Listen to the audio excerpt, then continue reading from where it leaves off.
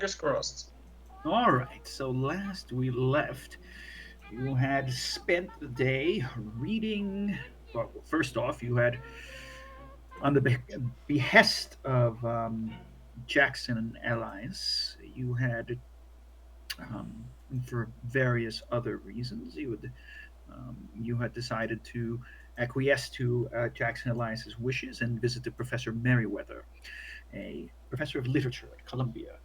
Actually, no, professor of literature in, I believe it's City University of New York. And then you found him ill, old, dying in a hospital bed, and he counted a fantabulous tale that, under other circumstances, you would have considered to be the ravings of a madman. But considering what you experienced over the last uh, year or two, you could not dismiss what he asked.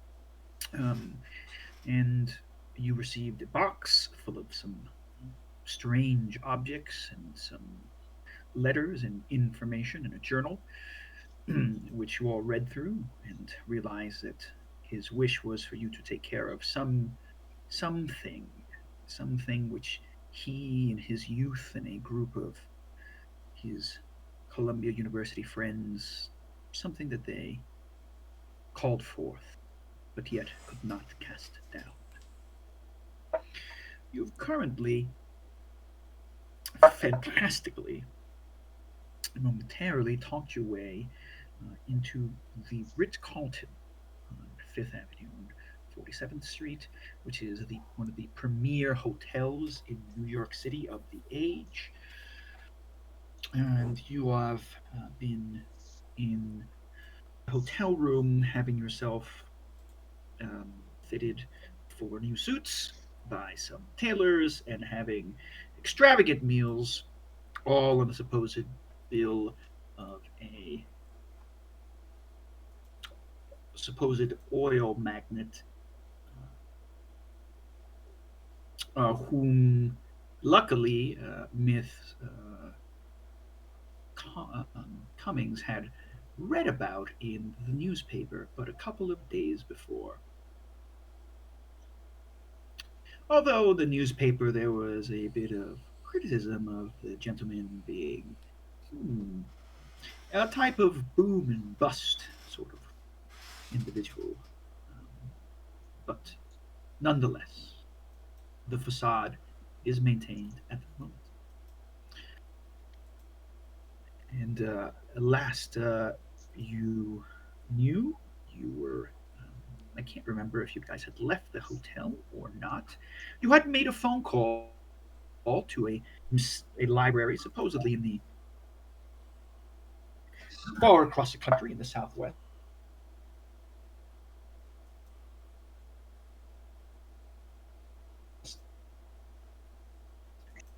mysterious, which Bruce Whitworth somehow happened to be familiar with. Strange enough.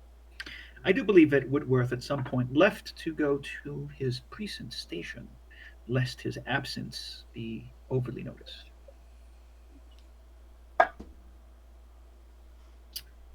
Anything I have forgotten? Not a recall. Okay, very good. So I believe that Boothby and Miss Cummings are going to remain in the hotel, and eventually Whitworth. It will not take you long to take some public transportation all over to. You haven't decided what your precinct is. It's probably not Manhattan, right? Because you probably told yourself you were gonna, may or may not be Manhattan. Perhaps it's the Bronx, but that'll be resolved later. Eventually, you get yourself to your precinct, and you will notice that there. Oh yeah, you will notice that there are a couple of notes. One of your fellow police officers, um, sneeringly, yeah, calls you witty, Brucey boy. Forgot some messages. Or I know Mister Important would want to miss these things, so we made sure that to you know, we got them all lined up for you on your desk. Well, thank you very He says much. sarcastically and sneeringly. Yeah, I got Um, it. on your desk, it looks like somebody spilled a cup of rancid coffee, God damn it. Fucking English. and some of your files are now wet, and so are these set of notes. They seem to be. You seem to have gotten a telegram or two, and you also have seems like some notes about various phone calls. The phone calls seem to be from your contact. Did we come Hmm. up with a name for this gentleman, Yuri? Your Oh, I don't remember we have. You just said he was from that place in specific, and I didn't know that he was from this place, but you didn't come up with a name. okay. It is he is well he has contacted you, and and so um, it seems that he's quite interested in knowing where you've been. It sounds like he's been trying to get your ear for a while.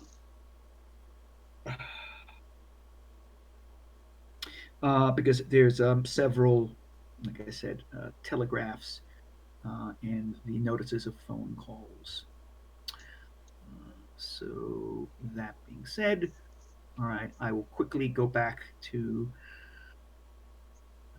Miss Cummings and Boothby. What are Elizabeth and Boothby Graffo doing? I mean, he's Bruce has probably been gone for at least an hour. Anything of interest transpire by that hour? I'm ordering Well, champagne. sorry. So really more festive partying of champagne, caviar, and a soon to be extraordinarily expensive hotel bill.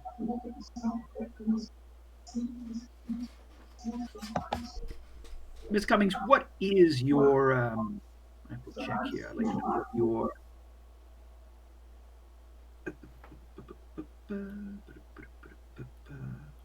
what is your credit 60. rating?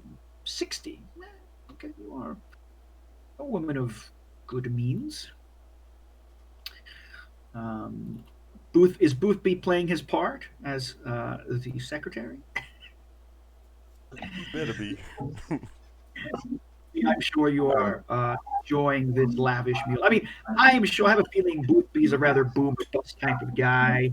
Get your hands on some good stuff, just sell a bunch of it. You live well until you can't. Exactly. Yeah, I, I think that the sofa in the suite is probably better than the rat infested uh, bed of whatever apartment I might have. oh, you are definitely in some fleabag hotel on like the Lower East Side or something. Like you're probably not in a very nice place, or maybe somewhere in Brooklyn, right? But consider why you're here. I never asked. I know some we haven't talked about it, but why did you end up coming to New York? Was it merely because at the beck and call of Elias, which by the way has been very useful individual, at least via the letters. You've never actually met him, but the letters that you have received, he's tipped you off to some interesting things, asked you some very interesting questions. A man seems to have a broad range of knowledge and has enough global exploration that he certainly has come across some fascinating pieces of things. Of course, he's always contacted you in your uh, under the auspices of your front job, i.e., you actually being someone involved professionally in art somehow, not merely a con person and a thief. Same thing with Elizabeth Cummings. All your conversations with him have been on a very professional level. He's been seeking um, your vast knowledges. Okay. That being said, then Bruce Whitworth, um, your contact right, has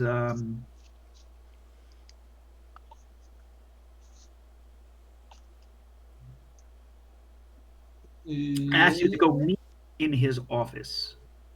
It Okay. is imperative that you do so. His office does happen to be, for wherever you are, in Midtown Manhattan.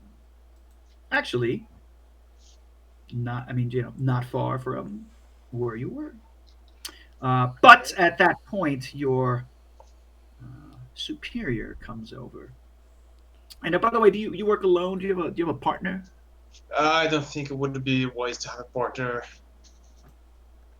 All right, so I think I would all work right. alone. Where the captain comes up and he basically berates you for having just disappeared off the, you know,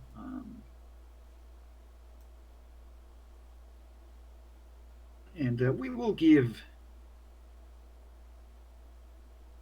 your guy's name is going to be this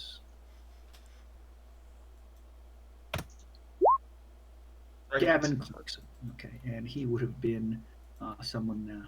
Okay, name.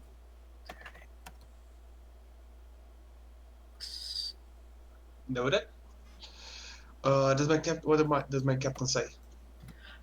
He basically, I'm going to put it quick. He berates you for your lack for all the open cases that you have at the moment, for not having uh, closed the previous two cases that are on your desk. Okay. And he says that, does he think that you're going to just, you know, be able to continue getting away with just rising through the ranks just on the behest of your connections and your and the people that you know? He says that you need to work your ass off if you're going to get serious about this job. Okay. You're the one who asked to be transferred here. I just yes, Captain. Yes, sir.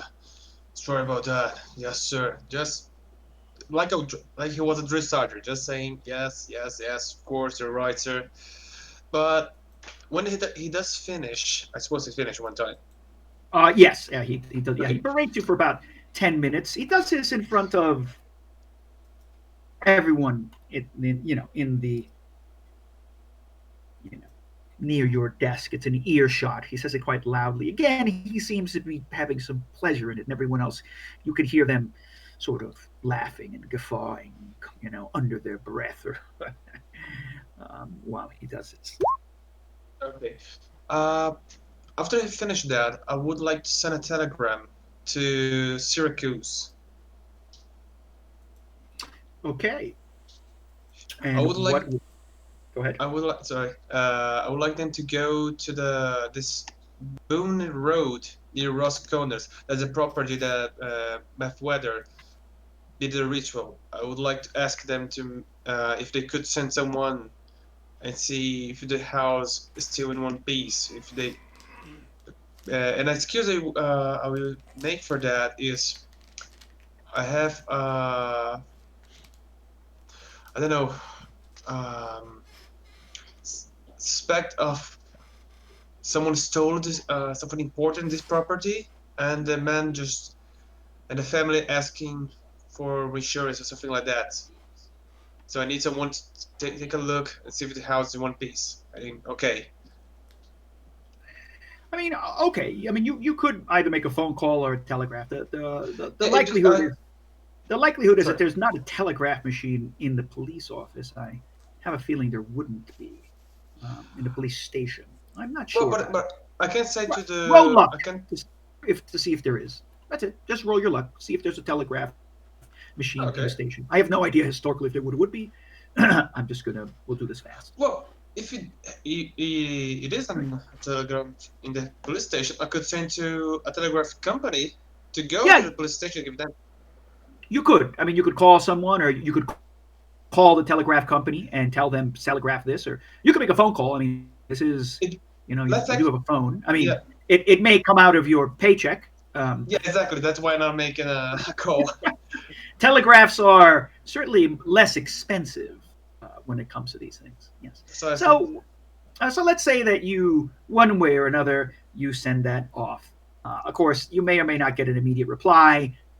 You're expecting some police department in basically the countryside of New York State, Mhm. in an interior, to respond to you Okay. at some point. Do I still need to roll luck?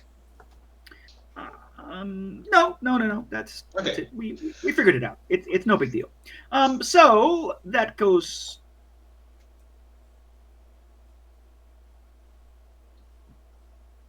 All right. You froze.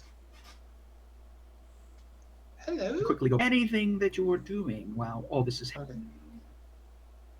You froze. What did I say? Oh, I said, gentlemen, in actually, Boothby and Okay. Miss Cummings, Elizabeth, is there anything that you guys will be doing, or you're just waiting for Whitworth to come back? Yeah. Yeah, I'm just waiting. Okay. Um, I might be nodding off by this yeah, point. it's getting later in the day at this point, and certainly you guys have had a fair amount to drink. I mean, also realize that you are being treated especially well because you're in this hotel. You are being served drinks. The drinks are always served with a wink. They don't really tell you it's whiskey. They just say, "Here's your, Oh yeah, here's fucking your prohibition. I forgot. medicine and your tonic order." Yeah, but you see, you guys are in the elite hotels. They prohibition wasn't for these kind of people. It was for the little people, for the miscreant, impoverished poor who don't know how to handle their drink. No, no, no. I mean, the prohibition was to make sure that the workers showed up to work properly and stopped having too many unnecessary children and all this other random violence. I mean, you know, the elites don't care about any of this, especially not. I order some more special tea then. Yeah, yeah, yeah. Of course, it is now, because of this. It is very expensive. It is a prohibition. You may have access to it, but the bill keeps growing and growing. Um, and so just to let you know, actually, eventually, one of the I'm going to say this. Eventually, um, the the desk attendant who first um, you first spoke to actually knocks at the door. Yes, may I help you? Oh, well, hello, Miss. I forgot the name that we gave you. The gentleman was. Miss Oil Uh, Baron? yeah, yeah, yeah, yeah. But your luggage is not arrived yet. I'm concerned. Um, are you sure that it is arriving within, or should we My luggage will be arriving be concerned about other things? with a by via a carriage, along with my poodle. Please don't Oh, disturb Miss Joyner with this trivial details. She's far too busy well, yes. to I'm be sorry. bothered with I this. of course I'm. Yes, of course, of course. Um, so now we're going to practice this. It's going to be either fast talk or what do you call it? Or Persuasion? persuade or charm. Now I just read the Definitely not persuasion. Fast talk, maybe. I don't think that we did wrong. Yeah, no Yes. persuasion from you, Gaffy. So If Fast Talk would have been the thing, and I bullshit shouldn't one, be rolling an opposed. so you want me to roll my persuasion, Kai? I think so. Yes. So No, so what? No. No. wait, who? No. Yeah. So either you make a decision, guys. Which one? Okay. Yeah. So I was gonna say there's two things. That's very good. I was gonna say like this. What I just realized the rule is that If your opponent's skill is below 50, um, it's a normal roll. If it's,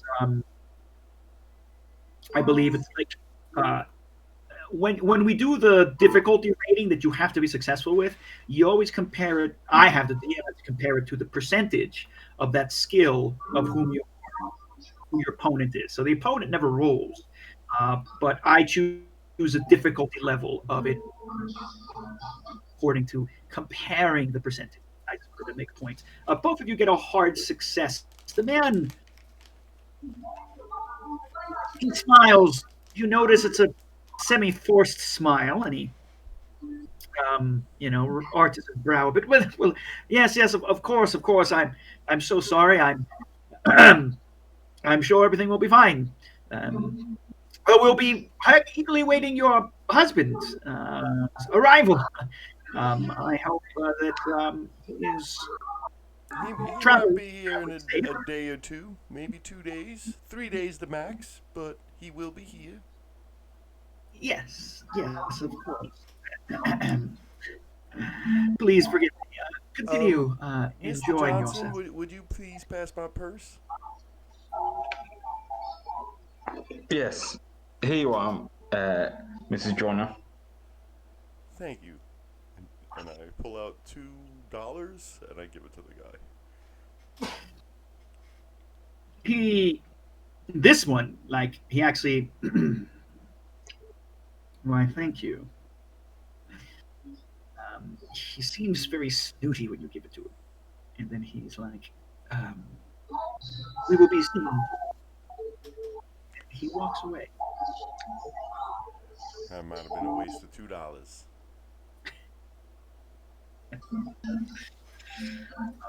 So that happened.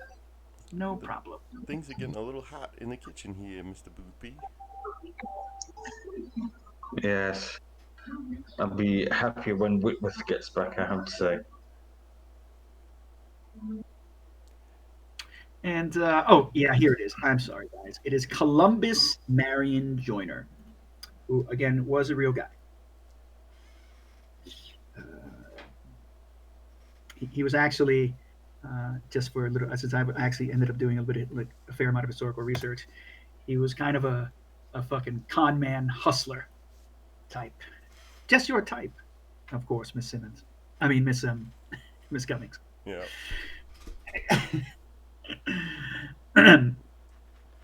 Historically speaking, during this point in time, he was trying to raise money. Actually, I know this is a quick history lesson. It's not part of the game, but Columbus Marion Jordan was a guy who found the East Texas oil fields, right? The biggest oil fields in all the United States. He helped to find them. Did it by accident practically, but throughout the late 19, like 18, like 1980, 1990, he'd gone during that, from 1900 to 1920, he'd gone boom and bust various times in Oklahoma and lost fortunes and made fortunes. And during this point in time, he was actually trying to, he was somewhere out in Dallas, and he was trying to raise money. So he would travel around he would look up obituaries and travel around the country, trying to con the recent widows, convince the recent widows of wealthy men to give him money to invest in his oil field projects in Texas. Just, Yeah, just so you know. her type of guy. That may or may not all be in the newspapers, but you probably read something about the man. You probably read that he, got boom and bust, and that he was actively traveling the country seeking investments in what would soon to be the greatest oil reservoir in all of history, something like this. It was half an article and probably partially a paid advertisement in reality. So yeah, So, Mr. Boothby, what brings you to New York City? Well, I like to be where the action is. There's plenty going on in the old antique market here, as I'm sure you're aware.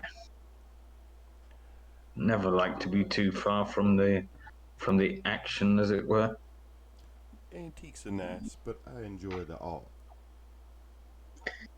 Yes, so I'm aware.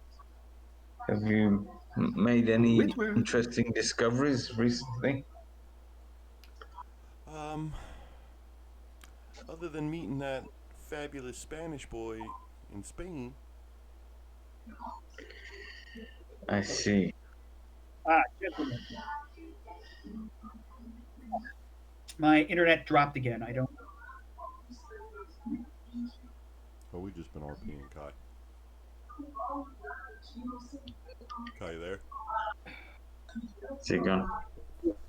Can Can you hear me? Yeah, Kai, we Yes. can hear you. Can you hear us?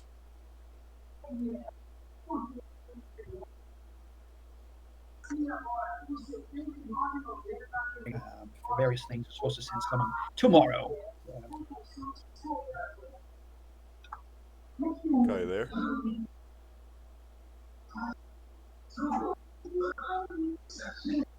Kai, can you hear us?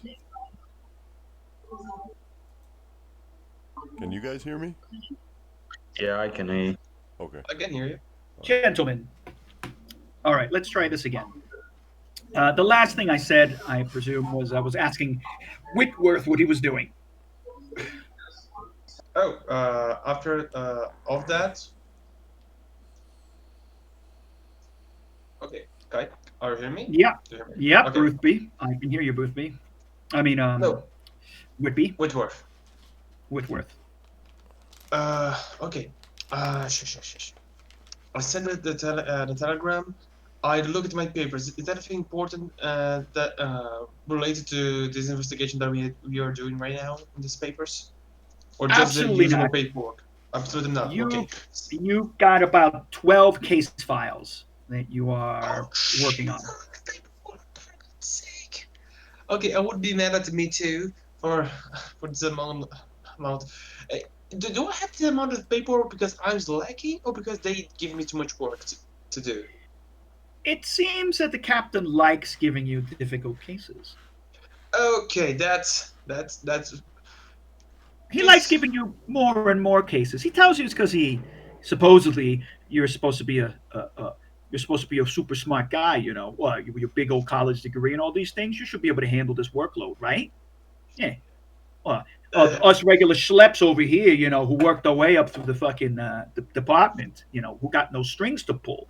Well, us, yeah, us the peons, yeah, you know, what could we do compared to you? Why don't you show us how it's done? Type of thing. great, loving that. Okay, so I kind of clean a little bit my desk. I take a look at the things that I have to do extra, and I go see my contact, the Mr. Clarkson. I Okay. meet him. All right. No problem. So you are going to get yourself eventually to some nondescript office building in Midtown Manhattan. We will not decide what the place is yet, but it is reasonably elegant. You see many men coming in, you know, wearing fine suits, Mm-hmm. hats, coats, briefcases. This looks like a busy place. Professional men coming back and forth with glasses. Stern, clean cut men. Okay. Some women.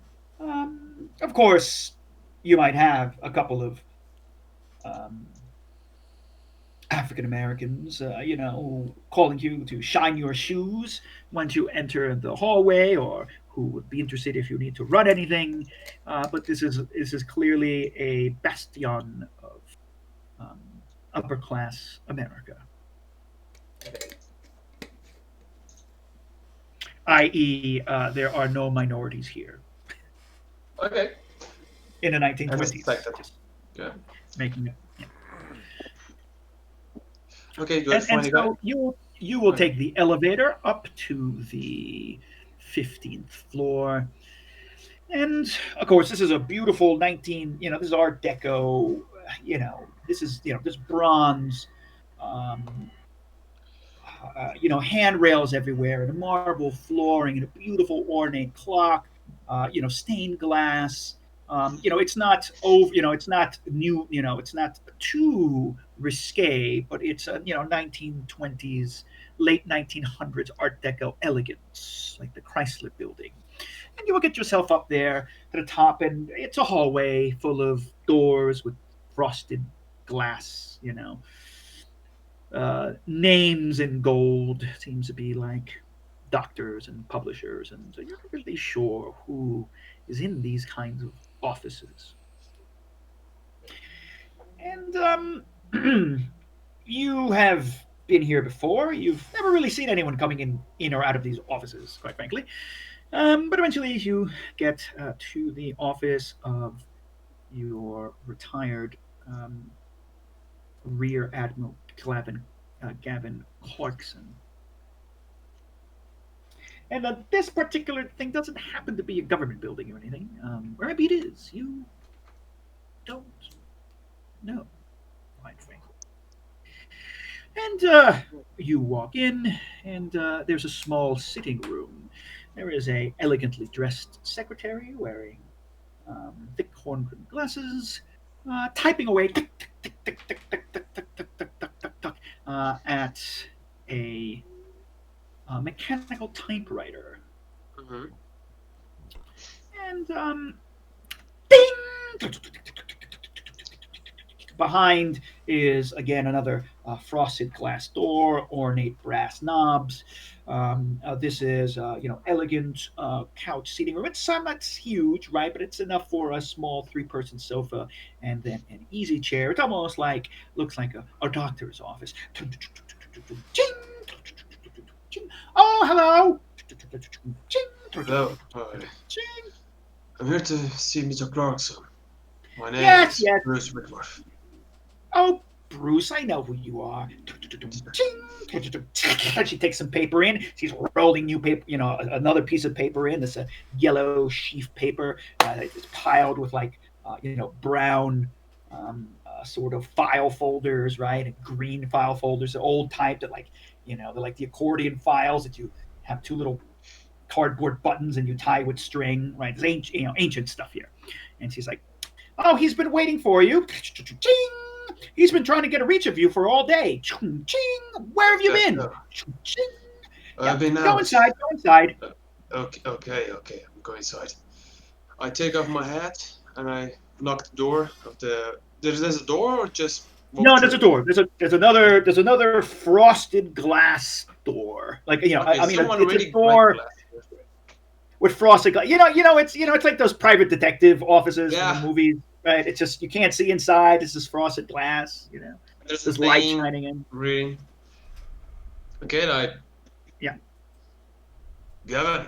Do I call him yeah. Gavin or Miss Clarkson? I don't know. What do you think? I think I would call him Gavin if he were so Sure. close. Yeah. Sure. Okay, I knock the door and say, Gavin, it's me, Bruce. You come in, and the room is redolent with the smell of tobacco and whiskey. And you see, it's a elegantly appointed room. This is fine dark wood paneling, a massive bookshelf, to your right that takes up the whole sort of corner. It's full of, you know, um, leather books, statuary, all sorts of things. Um, there are fine leather upholstered chairs here, and this massive desk, Yeah. right? This massive dark wood desk. The curtains are um, partially open, letting in some light, but it's a sun. This is now already dark. What you are getting is really you see the red light of the sunset streaming through the windows. Gavin has his chair, his high-backed leather chair behind the desk, turned away from you, and he seems to be staring out the window. You see the puff of smoke coming from his pipe. Three, four puffs, and he's Bruce. I've been finally. It's about time you came. I've been trying to get a hold of you all day. Take a seat, Bruce. Enjoy the sunset with me. Of course. But, whiskey, I may have to arrest you. Now, Bruce. I've had this whiskey probably since before you were born. Certain things I we won't can't doubt let that. go to waste. So, Secretary said you've been looking for me all day. Is everything right? What happened? He swivels around, like he sort of closes the curtain with his hand, of course, and uh, turns his, swivels around in his chair with pipe in his mouth. Tell me, Whitworth, what does this man look like? I look around, which man? No, I mean, I'm asking you. This is the DM telling. Actually, yeah, I should say. This Oh, is okay, DM okay. telling Yuri. What does our admiral look like? Oh, Admiral, he would be someone, probably, in the 50s now. He has this, I would, this wise voice, that deep voice of someone of command. Would be starting to grow a belly that comes with age. He had a lot of his uh, hair starting to go white, and he's shaved. He likes to be shaved as the military requires, and he always tries to dress fancy, but not being too shabby. After all, too many apertures can be more of a complication than something that really is useful, especially when you are in the middle of action. So old habits that die hard. Hmm. He would be the guy type of guy that moves roughly, you know. Just sometimes walks has a half step. He walks with determination and has a good posture.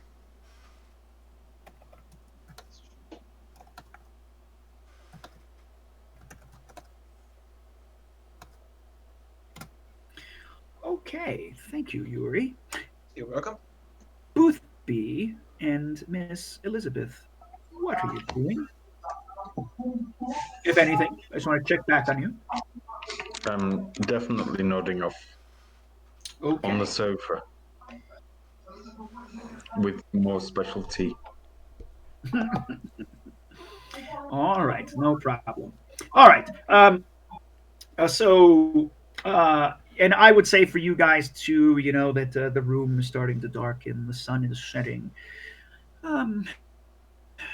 Over, in the west, out over New Jersey, over the Appalachian Hills. From where you are, you probably can't. You probably see bits and pieces of it streaming past the other tall buildings. I mean, it is 1920s. This is before the Empire State Building. The New York skyline in late 1900, 19 teens and 1920 wasn't the skyline that we know today. There's still trees around, but Did we it's not. just Yeah, it's actually easier to see the sunset. It's easier to see over the tall buildings, right? Because there's not as many in the way. Um, so, all right.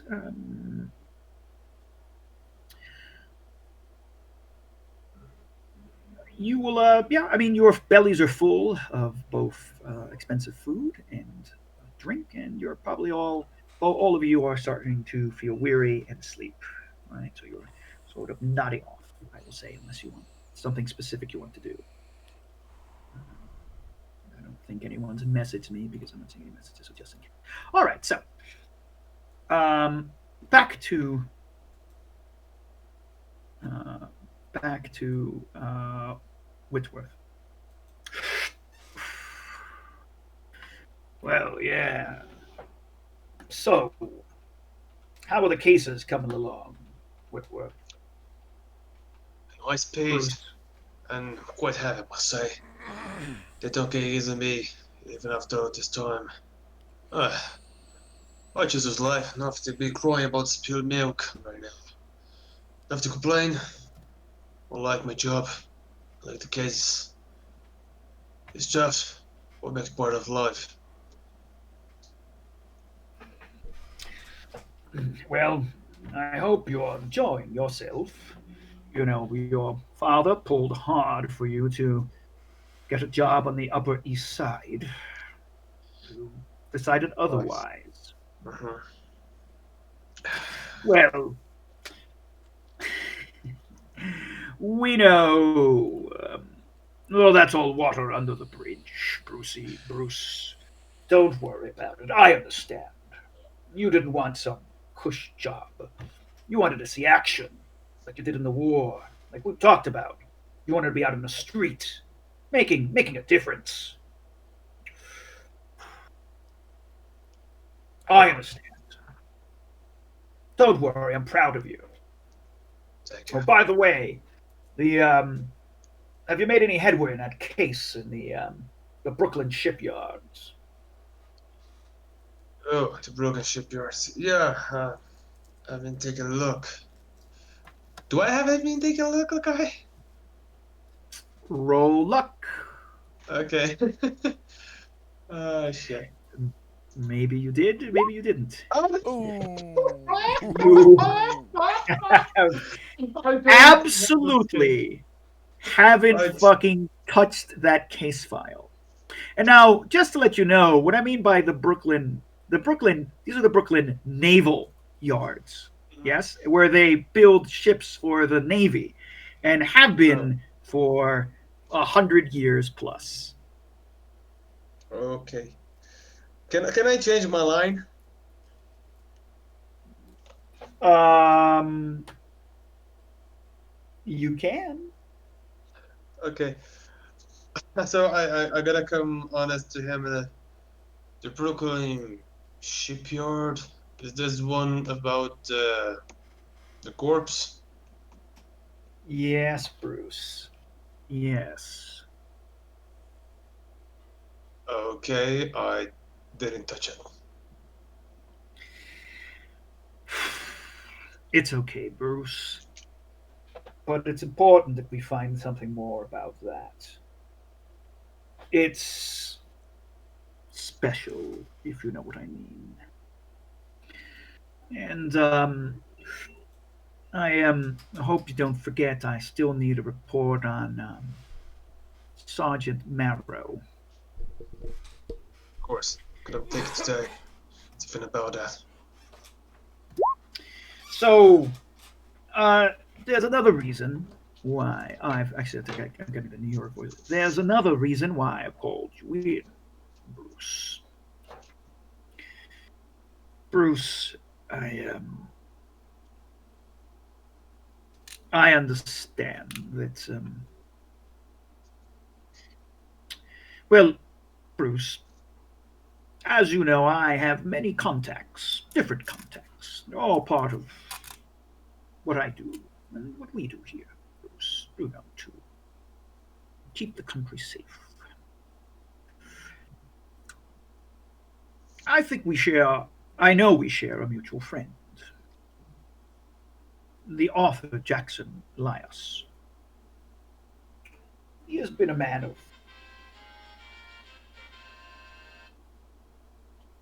interesting uses in the past.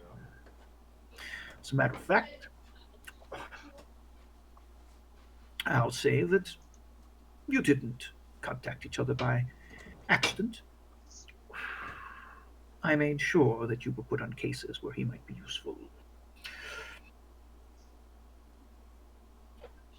Bruce, I understand that he's asked you for a favor, hasn't he? Yeah, yeah, cause dead. About case, the guy, that professor called Robert Meriwether.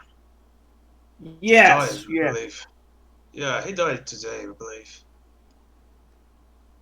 Meriwether's dead. Supposedly, I didn't stay long to see. I went with another two guys, then Mr. Elias signed with me. The guy was really bad, really bad. He had a really bad moment right now. Threw up his internal organs practically. I didn't think he would survive. He was really ill.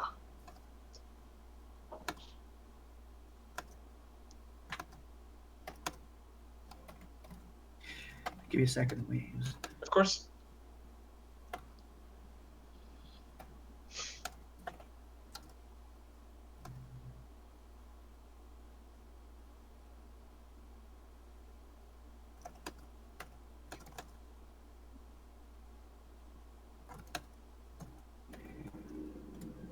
Well, it is, the world works in mysterious ways at times, Bruce.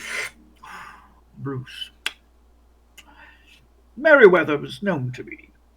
Meriwether has also been a man of, let us say, interesting uses in the past.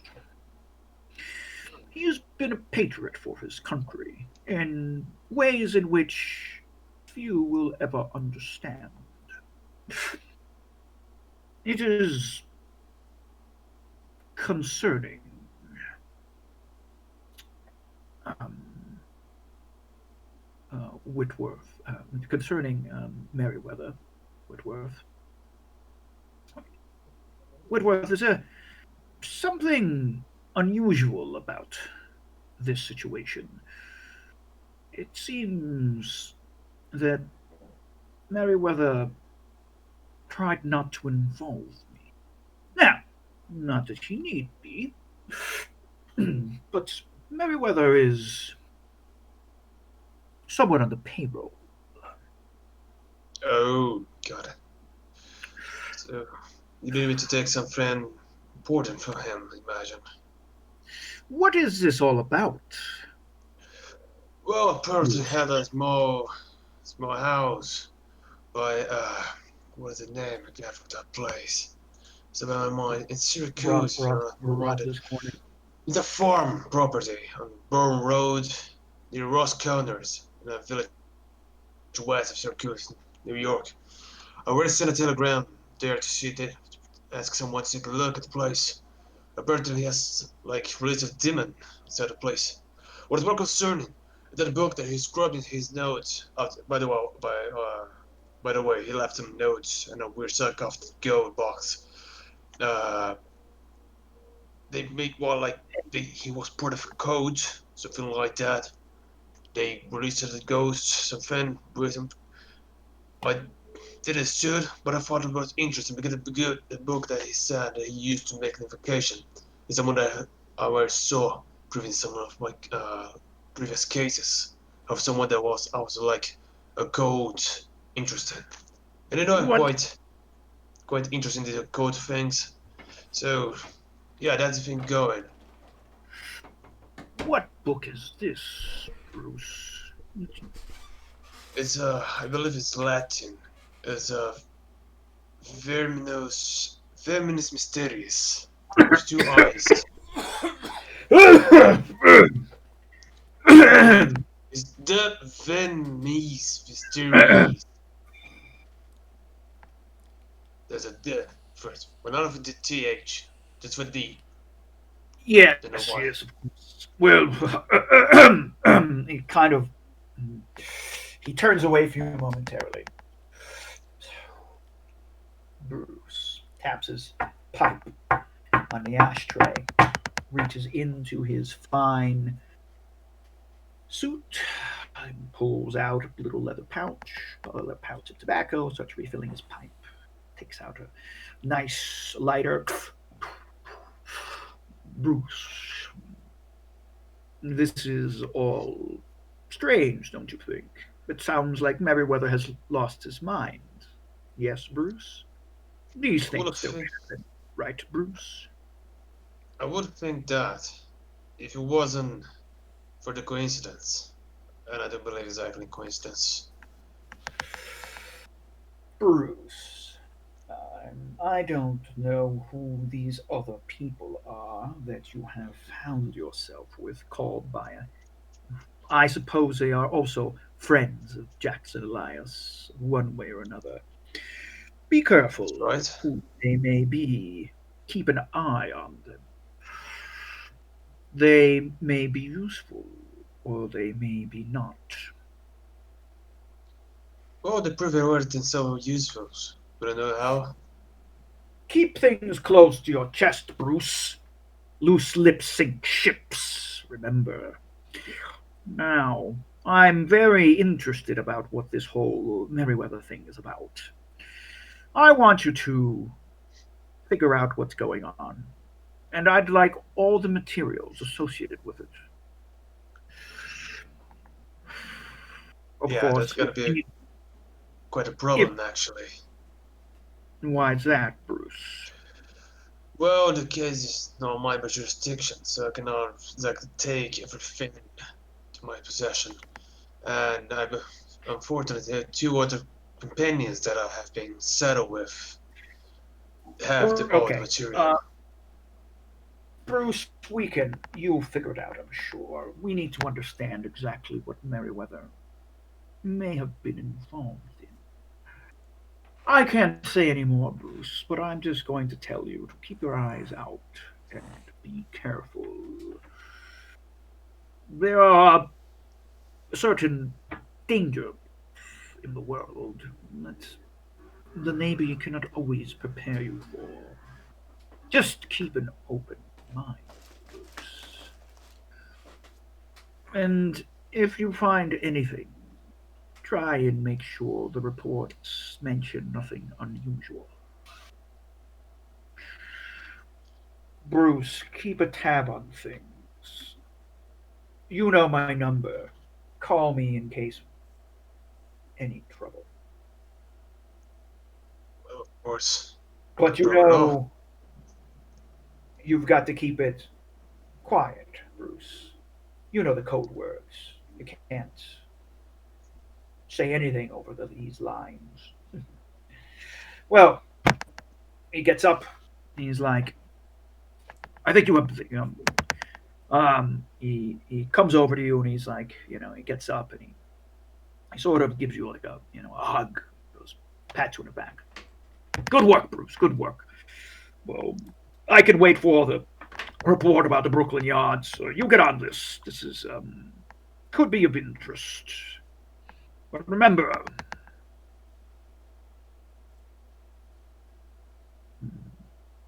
we can't ever endanger what we're doing. Understand.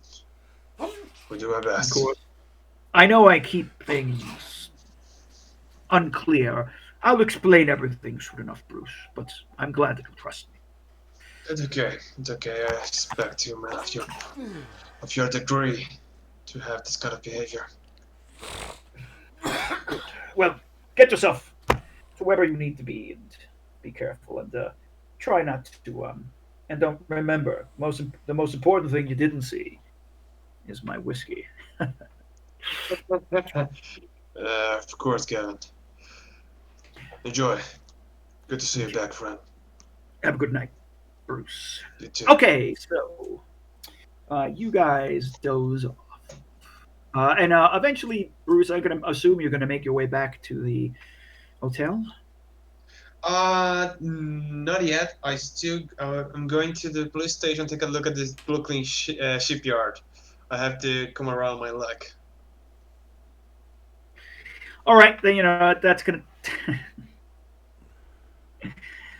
that's going to take you like another hour back out towards Brooklyn or the Bronx or wherever. It makes part of my job. I mean, you probably have all the cases in your. You probably have them with you. I do? I mean, maybe. I don't know. Um, roll Feel that intelligence. luck again. Okay. Intelligence. Oh, no. Normal difficulty. Faded. You don't No hard smart. you don't remember much about the Brooklyn Yard case. There's just too much going on. All right, yeah. Well, you're gonna it's going to take you another hour to go back, and, plus because it's subway, bus, getting yourself to walking to the station, picking up the stuff.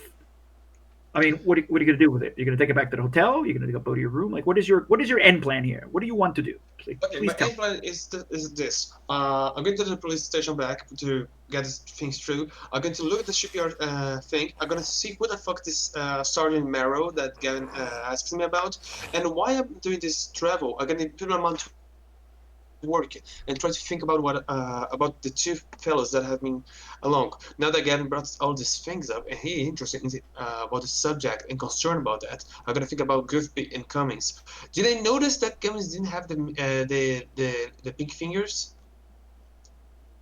Did you notice? Oh yeah, of course. Okay. She's Oh wearing no, no, she's no, gloves. She's wearing she's wearing gloves. gloves. You're Yeah. right. Yeah, Do you? but Your would it gloves are be like, and your gloves must have like a little fake pinky finger thing. Yeah, Yeah, I'm yeah. sorry. Each glove's got a fake pinky finger in it. yeah, I'm sorry. but look, I have noticed that the pink finger, the fake finger didn't move with the rest of the hand as was supposed to do. So I would like see the the incoherence You of the hand. you would have to have rolled a hard perception, and against Miss Cummings, who is extremely cunning in her deceitfulness. Okay, And so that is the only way that I could have found. I mean, it would have to be. I mean, you could try and say, were you paying attention to it? I mean, you don't even know about it. Like, could you have known it? It would have to be No, but it would be an possibly. accident. It would be an accident. Yeah. Like we were making in the donuts shop. We would be looking around the papers, and maybe I saw And this didn't work. The finger weird, and I'm like, what the fuck is this finger doing? And I whoa, this finger's you not a know, finger. but she's very dainty. She drinks her tea with her finger out, right? She drinks her champagne with her finger out. So it just really looks like an affectation, Okay, As does so I wouldn't. Boopy. Okay, so I wouldn't notice that. Yeah, Boopoo yeah. knows because she told him in the Mm-hmm. beacon. Mm-hmm. Okay, but that's the thing I'm gonna do. I'm gonna to the police station, take a look at the stupid topics, and why me when they travel. I'm gonna think about these two new companions that I have, and that's my actions. Okay, no problem. And so yeah. All right. Well, you guys are slumbering because it takes a couple hours, 2 or 3 hours before Whitworth, Detective Whitworth, ends up coming back. Um, and yeah, all Yeah, that's it's happening. better to take a sleep. And so eventually, Whitworth. Yeah, I mean, you're gonna get back. You're gonna get back at the hotel. Okay. Okay, eventually I will. Okay, Whitworth. When you are um, when you first come in, the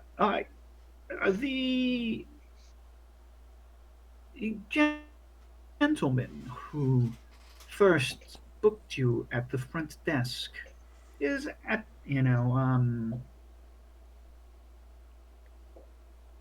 notices you.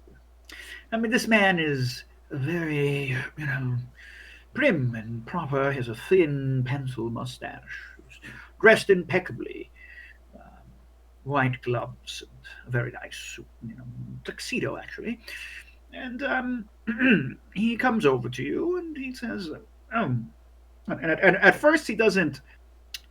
He's like, "Excuse me, um, are you lost?" What, me?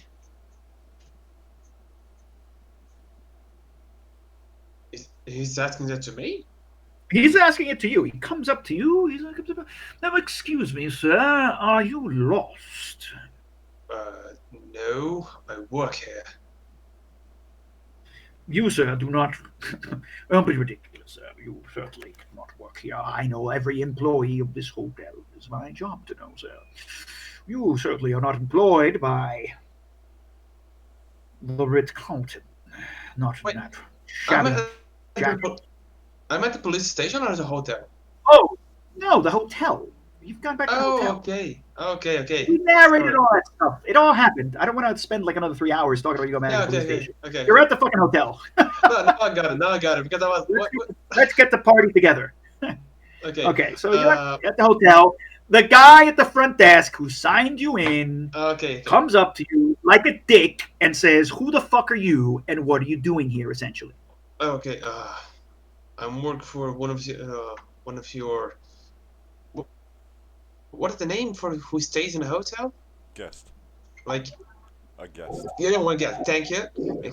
I work for one of your guests, Miss Cummins. He's at the apartment. Miss Cummings. Well, Oh, oh shit, Joe, excuse me. I forgot. I forgot. What is his Oh, Miss Cummings, what room is she in? Oh, really? Let's go find that out, won't we? name? Shit, no! You and I, oh no.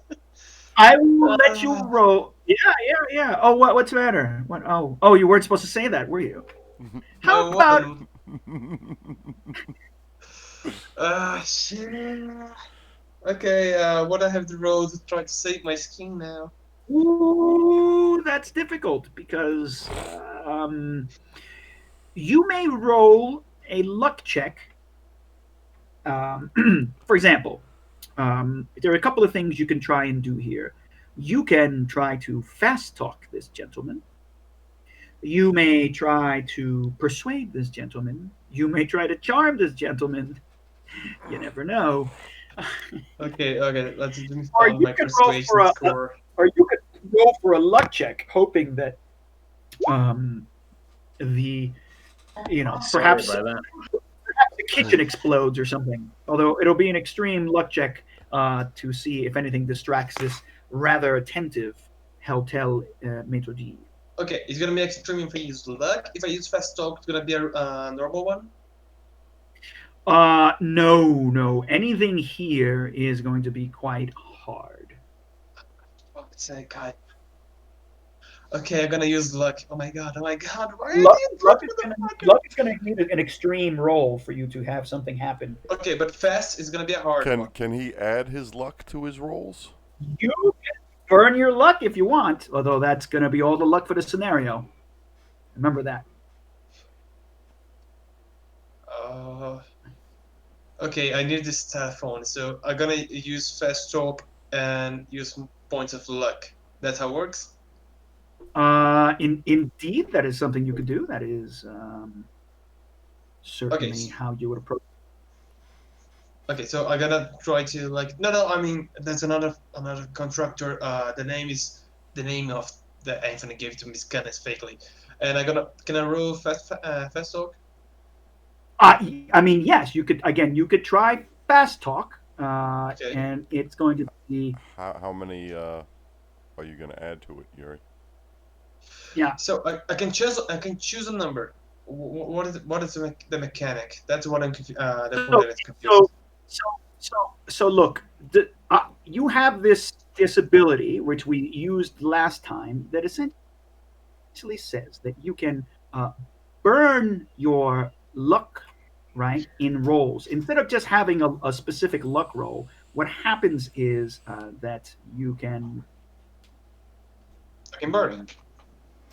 yeah, you can use it for the purposes of adding points. So, for example, if you want to take 20 points out of your luck, yeah, spend a Mm-hmm. luck, yeah, and then your luck for this scenario is reduced by that much and can never get higher until the next scenario. Okay, okay. So I would like to. Can I have to do that before rolling fast talk, or I You can got to do it after? before. Oh, You got to do before. it before. Burn in your Okay, luck. I'm going to burn. Oh You know no, what? no. For Okay, example, if you have spot hidden but roll 50, okay, no, no. I guess it says you can use it later. So this actually says you can do it later. So that's fine. So you can do okay. it after with information. Oof. Thank God. Okay, fast talk. Oh man, Fila la puta! Fila la you would have to puta! spend all your luck. Oh shit! Shit! Shit! You'd Yeah. have to spend 70 points of luck. I have 60 maximum, so I fucked up. Yes, you did. Just make the cover blow, okay? Just make, shit. And you start babbling, right, about Miss Cummings. It's but and it takes you about 30 seconds for his he gets a very stern look on his face, and he's like, "Oh, wait a minute, I remember you. You came in with a Miss. Um, wait, I gotta I find the don't name know myself. either. No, you know Uh, neither. Sorry. Joiner. yeah, you came in with a Miss Joyner, not a Miss Cummings. Oh, yes, you did work for her. You were supposedly her bodyguard. Well, I had my suspicions, but now they're confirmed. I may have to call the police. No, necessity that. I just confused a bit of your names. It happens. Okay? I am sorry, sir. Clearly, something is going on. This is a fine establishment, the finest hotel in all of New York City, if not the world. Well, the Ritz Carlton is the creme de la creme, and only is made for the creme de la creme. And look at you. You are certainly not the creme de la creme. He turns I need his this job, turns back please. and starts walking towards the front desk. And he looks, and he like you see him like look, and he points at two people, and they point at you. And then suddenly, right, he's like looking at you, and you see him point behind you, right? And then you look behind your shoulder, and these two burly looking men who are bigger and taller than you are, who are by the doors, well dressed tuxedo, but square, broad chested, broad shouldered, right, square jawed, come towards you. And I will leave it at that. Gentlemen and Miss Simmons, you are sleeping, Miss Cummings, you are sleeping the sleep of, well, Boothby might be sleeping the sleep of angels, but you suddenly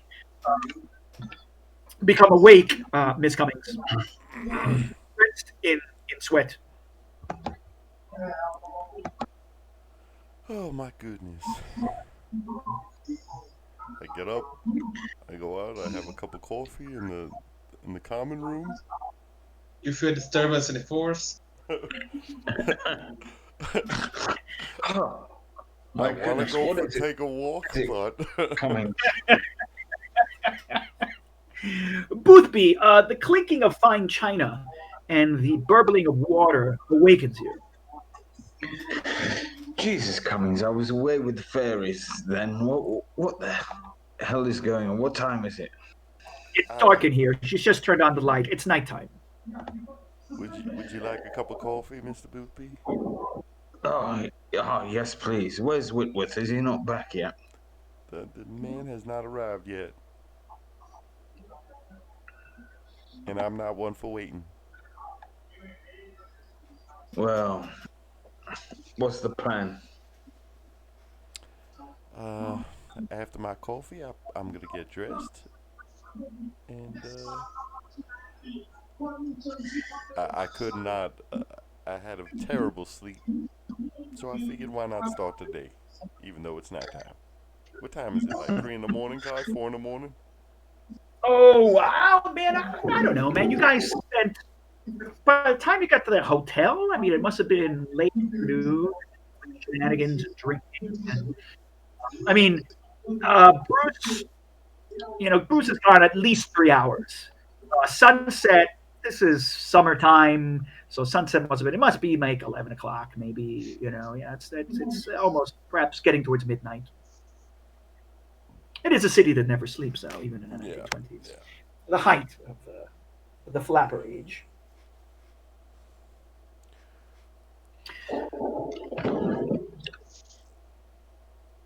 Are you sure you want to wander the streets with the gold sarcophagus at this time? Ah, well, Mr. Boothby, we gotta do something, right? I mean, Well, I was thinking. I can't I sleep. was I was thinking of going to the public library to see if we could find that book, but it won't open for hours yet. Hmm, you are correct, Mr. Boothby. But There's maybe always a speakeasy. yeah, there are many speakeasies we could go to, but we also just because the public library isn't open to the public does not mean it's not open. Ah, I like the way you think. So why don't you get dressed, Mr. Boothby, after your cup of coffee? Great. I simply need to button my waistcoat and adjust my tie.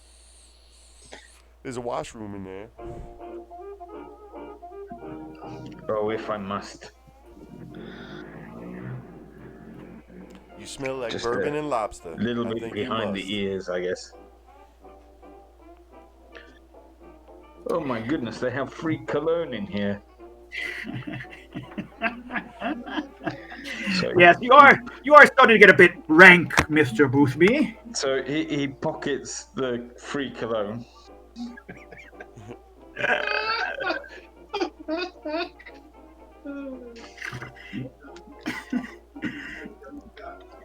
And okay, and you start to freshen up, I believe. Oh, that's lovely. Whew. Get a whiff of that, Cummings. Top stuff. Wow, Mr. Boothby. This must be something French, because Lord knows, um, American colognes are, and you would know this, Miss Cummings. American cologne is quite unpleasant, Maybe it's unsophisticated. eau de cologne from Cologne. You smell very sophisticated, Mr. Boothby. Why, thank you, Miss Cummings. Shall we away to the library? Yes. And So then, I of stick course, everything in the box.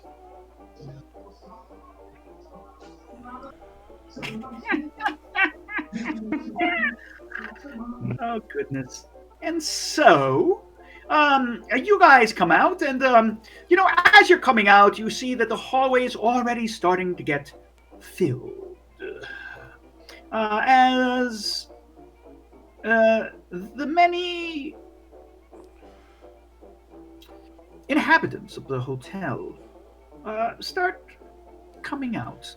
Many of them seem to be heading towards. Actually, you see them heading towards the roof. You have to wait for two elevators to pass by twice before you're able to get an elevator down.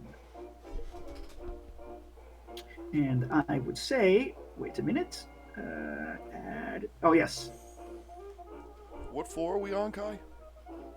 Oh, I don't know. You must be up on at least above the 10th floor. Something like this.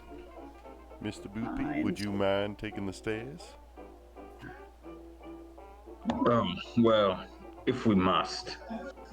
I suppose I could do with burning off a few of those calories from dinner. Not to mention the donuts. Those delicious, weird donuts, huh? And so what you'll realize is that, yes, I'm going to put this in all players' journals real quick.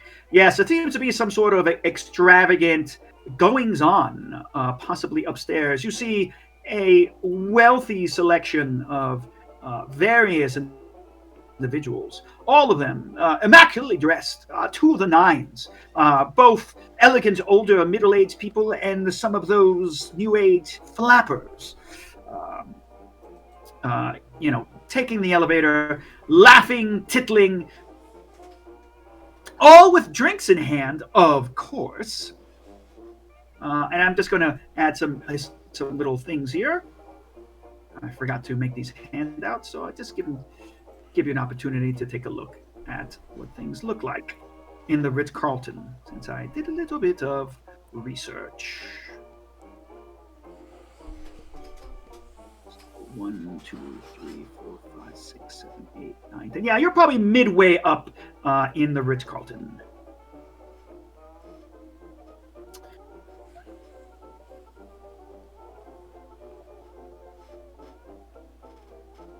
All right. If you're interested, that's Ritz-Carlton stuff.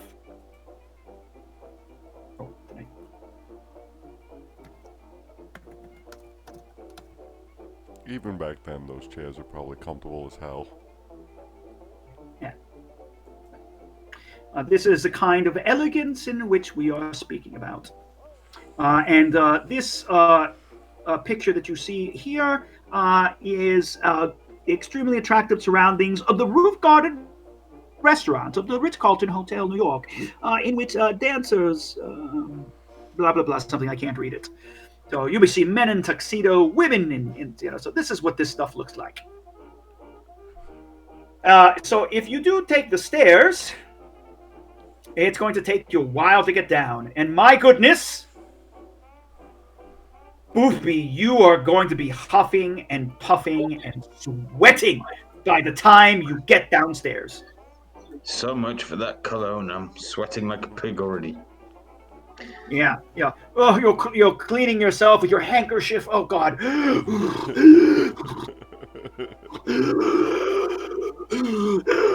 He has to stop like every 1.5 stories because it's like every other. After about the first 3 first 3 stories, he has to stop every other. He has to stop every story. So it takes him quite a while to get all this done. Mr. Boothby, have you ever been to the Dark Continent before? Is that in the Bronx? No, it's Africa, my sweet man. Oh no, sorry, I can't say I have actually. Don't go there. You would not. Have you been yourself? I have. My goodness, you are well travelled, Miss Cummings. Yeah, I've been to several continents already in my lifetime. Well, I always wanted to travel, but never really had the opportunity. Just give me another minute. I'll get moving again in a second. No, take your time, Mr. Boothby.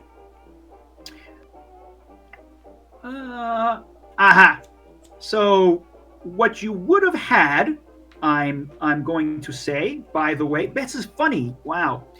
This is just historical details, is that Mr. Boothby Graffy would have used Aquavelva aftershave. Because, I know this is not that important to the story, but it's just like world building in a different way by searching history. Apparently the first men's cologne wasn't invented until the 1930s. Who knew? Anyway, can you guys hear me? Yeah. I was looking up museums in New York. Okay, great. I'm just overcome by the smell of Aquavelva. It's funny, I forgot all about Aquavelva. I mean, I know they still had it when I was a kid, so I don't know if they even still sell it. Anyway, you guys huffing and puffing for God's sakes, and on the stairway, sometimes you pass, the workers, right?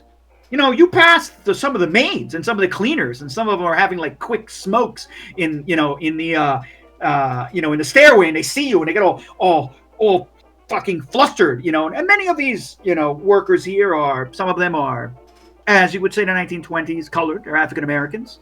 Some of them are not. I make sure they're all. If I recognize no. any of them, Kai? No, none. So none of them have brought the food up to the room. Oh, roll a luck check. Okay. That's where the luck check comes in. All right. Maybe one of them's there. Where the fuck is my luck again? Uh, top, Top right. yeah. Top right. Okay, there we go. Come on, Miss Cummins. Uh, yeah. You happen to run into one of the workers who previously brought up the food, the lobster and the caviar. What's going on upstairs? Did Did you remember the tip? Of course I did. Oh well, excuse me. Right. Oh what? Oh my. You know, are you lost? I mean, are you lost? He tries to change his voice clearly. Like he starts out with a very kind of Brooklyny accent, and you can see him kind of shift to a kind of more upper crust accent suddenly. He's like, I'm sorry. Excuse me. How can I help you? You shouldn't be on the stairs. There are elevators. I will take you there. Miss Joyner's just getting some exercise. Don't be so impudent. Um, well, yeah, yes, yeah, whatever, of course, exercise, yeah. Um, How else do you think that's she maintains this incredible figure? yes, of course, you are of course a beautiful woman, um, Well, and Mr. Poopy. finely shaped. He's like you see, he's like Mind he's your manners, awkward. man. What did you say? Mind your manners, man. Yeah, yes, You know who you're talking to? um um no, sir. This is Mrs. Joyner, wife to the largest oil baron in the nation. I'll have you know. She's married to Rockefeller. Okay, the second largest. and he's like, I don't know who is that? J.P. Morgan? I think he's a Cameron banker, right? Cameron Joyner, you numbskull. Yeah. I mean, it doesn't. So, yes, of course. I'm sorry. Please, can I help you? Can I bring you anything? Perhaps a wet towel, a hot towel. You seem to be sweating, Mrs. Joyner. I'm so sorry. What is he And he's like, carrying? What is he carrying up to the rooms that he's going to? oh, you can see he's here with like his very nice, like when you know those rolling trays. It looks like he has very, like it was somebody's meal. He's got the whole the white cloth thing, and it's all fancy schmancy, exactly how you would expect it. But he's like, kind of has his, he's kind of loosened his tuxedo tie, and he's kind of hanging out and smoking when you caught him. He's like, Miss Joyner, I'm sorry for my appearance. He's like, you see him tightening. He's like, please, my apologies for seeing me this way. I have one of those things you're smoking on, though. He's like, and he dips like, yeah, sure. I mean, right? It's like he can't quite keep his act, and so he pulls out a pack of like Lucky Strikes. Okay, I take one. I hold it up to my mouth expectantly, like. Yeah, and he's like you see him fumbling for for a box of matches, and he's like and he lights it, and he lights up your cigarette. Well, I would. He's like, and he's like, well, I wouldn't have expected someone like you to be smoking. Not that there's anything wrong with that. Ladies smoke, young man, and by the way, they don't sweat, they perspire.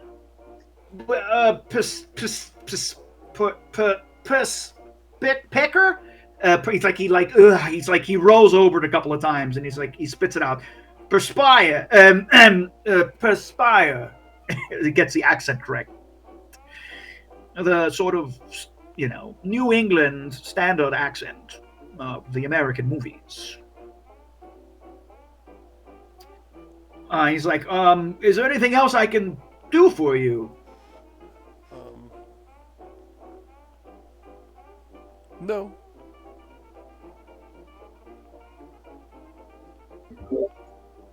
No, no. Well, I What's your think name, sir? Ah, um, let's see. Well, you can call me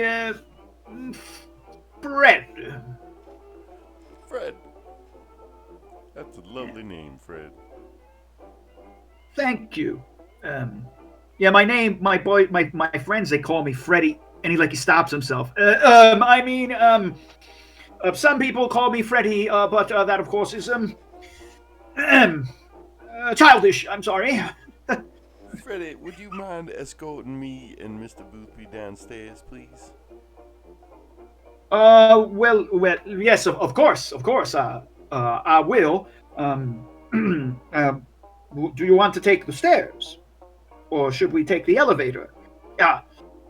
And while you're E- talking, like you can hear, by the way, like in the hallway, like someone's got an open door, maybe with a Victorola, and it's playing like some kind of jazz music, and you Mm. hear the screeching giggling of young women and the laughing of some men, just in the ambiance. Go ahead. Is there a service elevator? Uh, well, yeah, yeah. Of course. You wouldn't want to use a service elevator. It's dirty. It's only for the. Mrs. Joyner likes to see how the working man gets about. It's part of her philanthropy studies. Yeah. Of course. Well then, come. I will take you. Well, I need to take this tray anyway. And he's like, you go out, he opens the door, right? And then again, it's this beautiful like white door with like brass trim and everything. And you go into a hallway, and then like there's like some kind of flappers and some, dapperly dressed men in white silk suits running around. The girls are, of course, this is 1920s. They're pretty sexy. Boothby, you're like, holy crap, what are they wearing? Nothing, right? I Flinging their say. clothes around in their flapper hats, and they're smoking those, the big long cigarette sticks, and they're out in the hallway, sort of like, I don't know, fucking about, and you pass them, and they're like, Must must we rush off?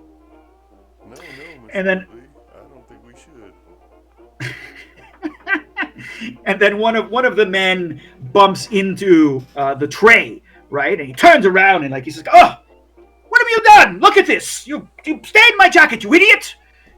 And he's like starts yelling at Fred. He's like, and Fred's like, "Oh, good sir, I'm sorry, I'm sorry. I won't let it happen again. I was clumsy." I puts like you see him like looking down on the floor. My apologies, my apologies. What do you think I pay for here, man? Kai, God. while he's distracted with Fred, I'd like to put my hand in this dude's pocket and steal his wallet. Rock and roll. All right. I'm gonna say it's gonna be normal difficulty, just for the moment. There you go. Oh yeah, hard success, no problem. Yeah, no matter where you reach in and you get his billfold out of his rather billowous white linen pants. And at that moment, we will return to Whitworth. Whitworth, you are currently surrounded by two rather. Was it the first one or the second one? Oh no, it was the second one. Yeah, the hard success. Yeah, it's all good. It's all good. It's all good. Yeah. All right. So you are currently being looked over by two large, menacing men. Okay, before I go as Bruce, I just would like to say that I don't like the bias of this game. Okay, I have been, uh, victim of dice manipulation, and I don't feel good about that. Just like to make this clear. Now going for Bruce. Thanks. You gotta pray to some better dice gods, my Are man. they holding me? No, no, no. They're not holding you. They're obstructing you. Okay, so I'm gonna take my badge, open the table. Okay, you want the truth? You want a creme de la creme? I have the fucking state here, you know. And oh wait, so did you walked over to the front desk where this man is, right? Where the okay, so they follow Yeah, you as you walk to the but front desk. I don't scream. I don't scream. I say like I retain it, but aggressive tone. You know, criminal crime. It's made. The fucking state. The woman is important. I am her bodyguard, and you will not mess up the separation. Okay? And he looks at your and he looks really hard at your badge.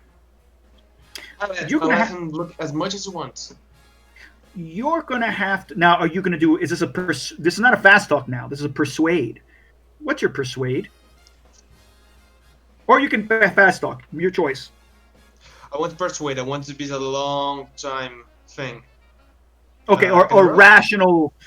Yeah, you're trying to rationally talk to him about what he is. At the same time, I believe you're trying to lie, aren't you? Yes. What are you going to tell him exactly? Uh, okay, you want the truth? I am the state, okay? The woman is important, and I am I am her bodyguard any way you want to, okay? This is a criminal crime. You let me serve my country, as I'm supposed to serve, and you don't get away, and you help me, okay? It's simple as that. All right, so you are going to have a roll at advantage. You got that making him patriotic, right? Well, I mean, you got a police badge. You're talking about patriotism, so yeah. I mean, you've got a couple things going for you. Go ahead. Oh, that was American talk. That's easy. You. You get advantage, all right. So, Roll penalty bonus on that one. come on, Yuri, you got this.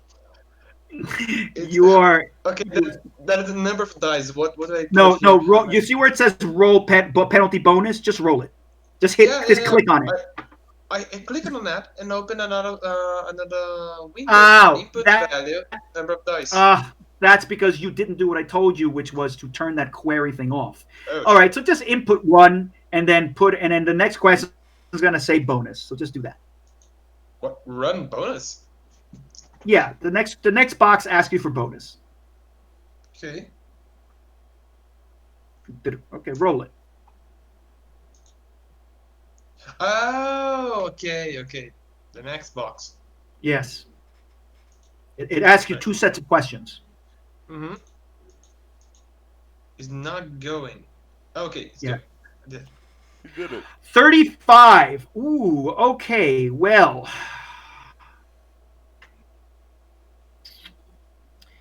Oh, it's I'm just a, going to just I'm going dice. I'm going to say he looks at you skeptical. Was like, yes, okay, I can see that you're a police officer, you're a New York State police officer, and you're a ranked detective. Yes, okay. Well, I'm very confused about what's going on. This seems out of order, and something strange is happening here. Um, Clearly, you are who you somewhat say you are, but I believe that I want to know your. I'm going to write down your badge number. He takes out a notepad. Your badge number, your name, and what precinct do you work for? I tell him my precinct. The original one. The true one. The real one. The real one. Okay. So he writes down your precinct.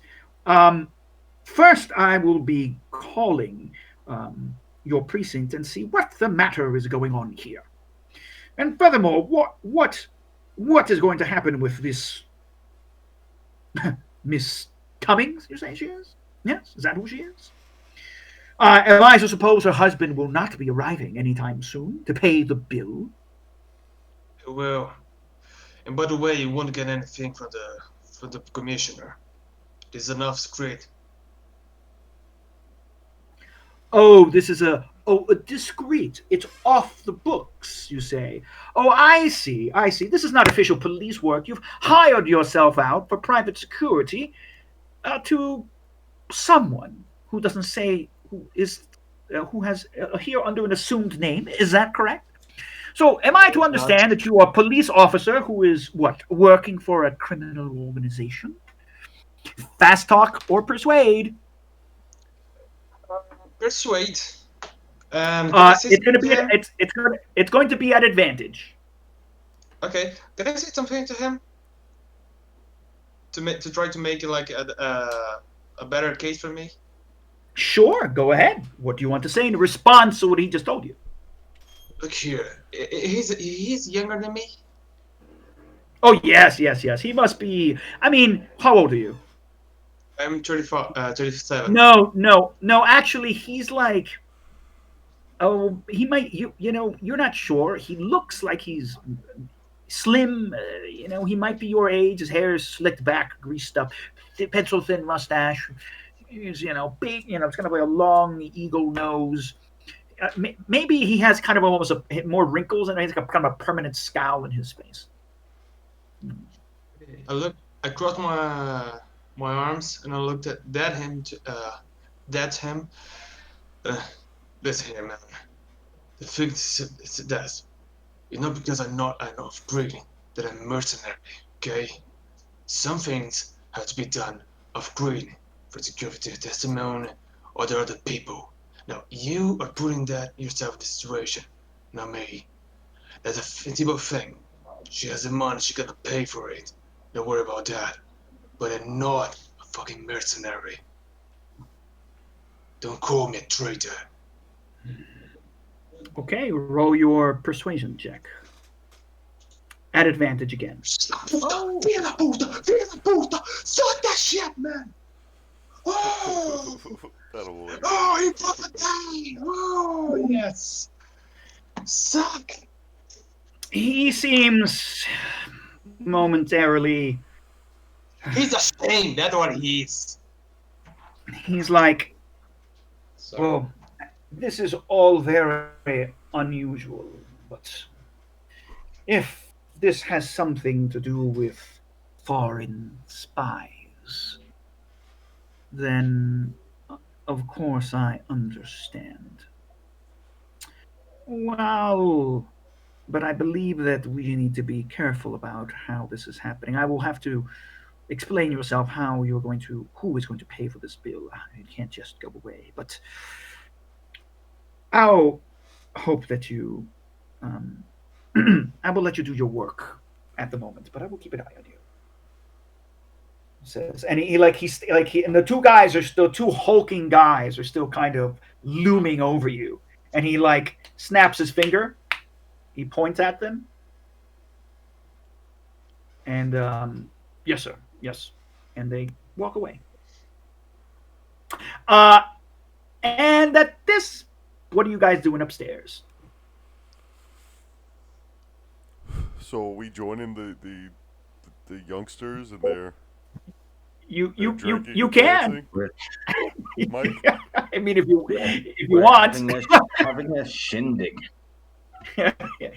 if you want, there's alcohol, some unmarked beers, probably some cocaine somewhere flowing between the different rooms that are open here, and they're all like, there's lots of yammering going on. I mean, they're younger people. They look at the beginning. They sort of look askance at both you, Boothby, who's clearly dressed well below their quad standard. But of course, Miss Cummings, you are How dare you? well, you're an older woman, but reasonably fitting in. Miss You have Cummings a is usually dressed to the nines. yeah, yeah. You are elegant. Yes, I mean you may not Mm-hmm. necessarily be a flapper, Yeah. but you are elegant and stylish. So I'll pull up my veil right before. Are we leaving them, Mike, or are It's we up. gonna Yeah, stay? yeah. I mean, you guys can party for a while. I mean, they'll after some conversation, they're drunk enough to go.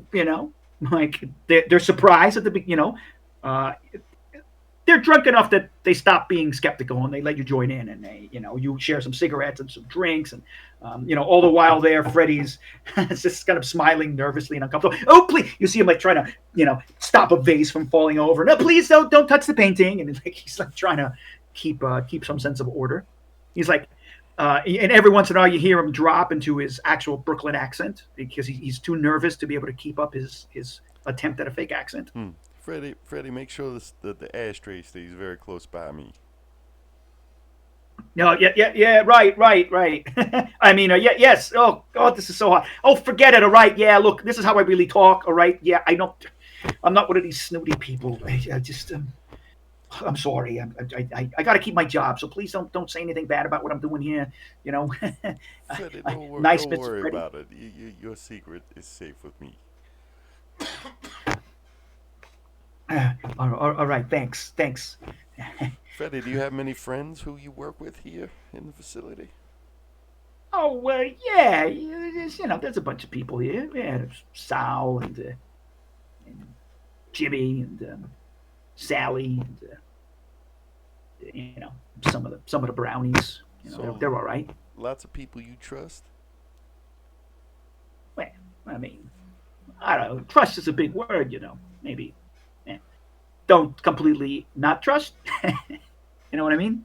Not Okay. completely untrust type of thing.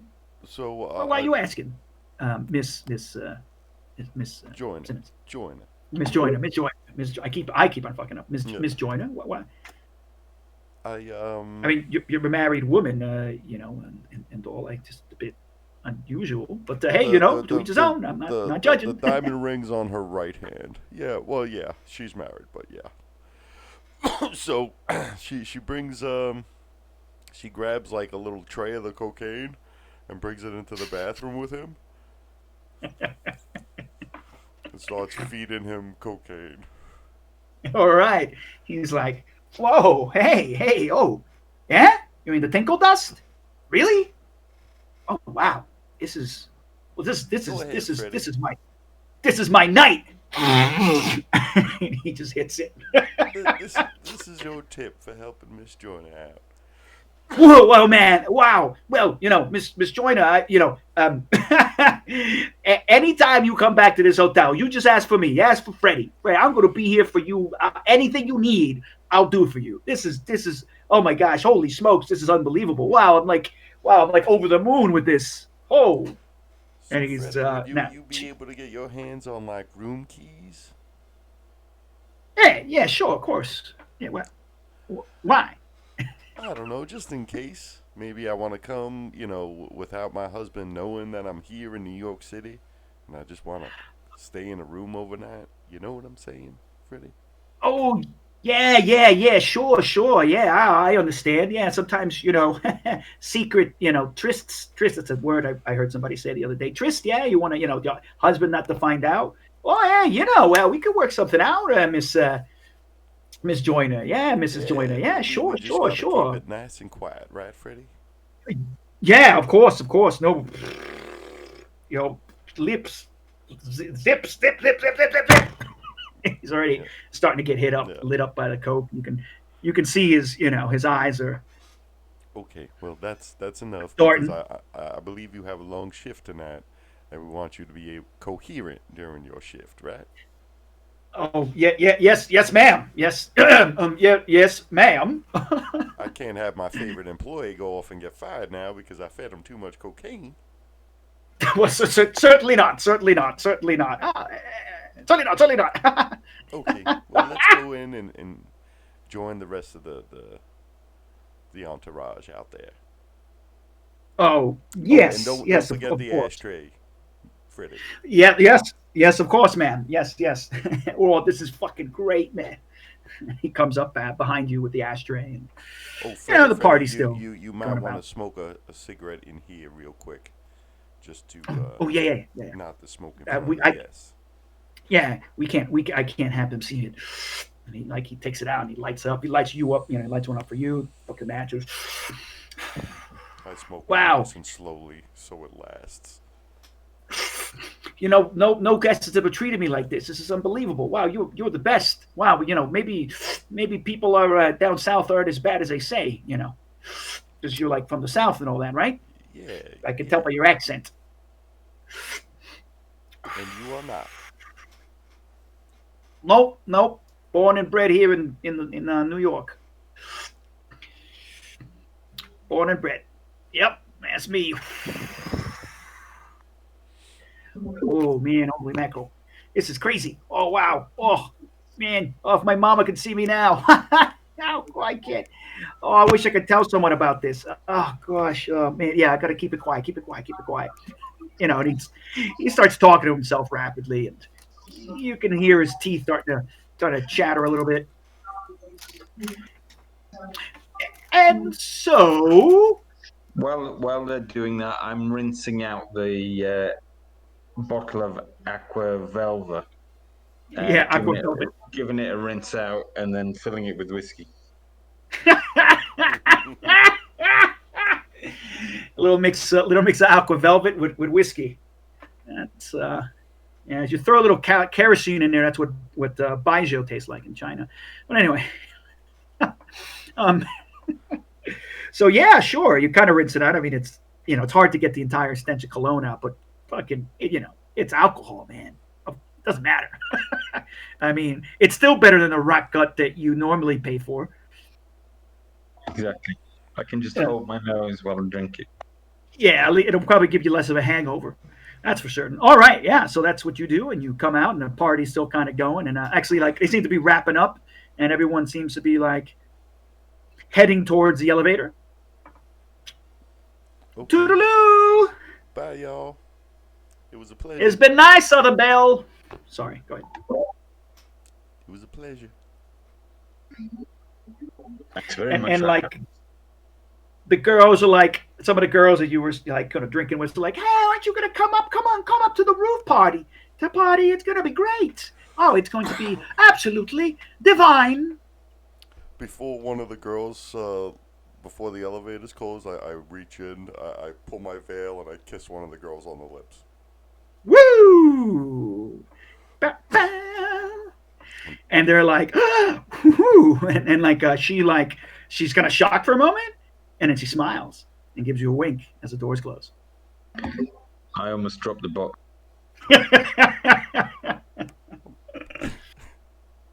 I like women too, Mr. Boothby. Well, that's another thing we have in common then, Miss Comics. It certainly is. And what are you guys gonna do now? We're gonna go in the service elevator, right? Yeah, Freddie is gonna take you over to the service elevator, and he's going to, and he's like kind of singing to himself, and he's like really happy, and it's still smell, he's like trying to tighten up his clothing and everything, and it's like, okay, Freddie, this is my so friend. His name is Mr. Johnson. He's a very, very dear friend of mine. If you ever see him in the oh, hotel, make sure you take care of him as well. yes, of course, Mrs. Joyner. He like reaches out his hand. Hey, look, good to meet you. Good to meet you. Really, pleasure. You guys are you two are the best guests I've ever met. I mean, I could just be myself here. I don't even have to put on that stupid, accent that they taught me to do. Jesus, it's so much nicer, like real people, like the snoots that you normally get around here. Holy, jeez, wow, hey, this is great. This is fucking great. Oh, who knew? And I always heard Southerners and English, the Brits were a bunch of fucking jerks. But nah, you guys are great. I love you guys and girls and lady. Sorry, Mrs. Joyner. I'm getting a little excited. And so you're gonna head down. You're gonna get to the service elevator, and she's gonna like, wait a minute. I don't want nobody to be seen necessarily coming out of here. It looks a little weird. And he looks out. He's like, wait. Yeah, all right. The coast is clear. Yeah. You go down this hallway, and you make like a right and a left, and it's gonna take you right to the hotel. Hotel foyer. Hey, look. Hey, Is there perhaps a back way in or out of the hotel that maybe the guests uh, are unaware of? well, yeah. That's where we come in. You mean the door where we come in? Yeah, it's.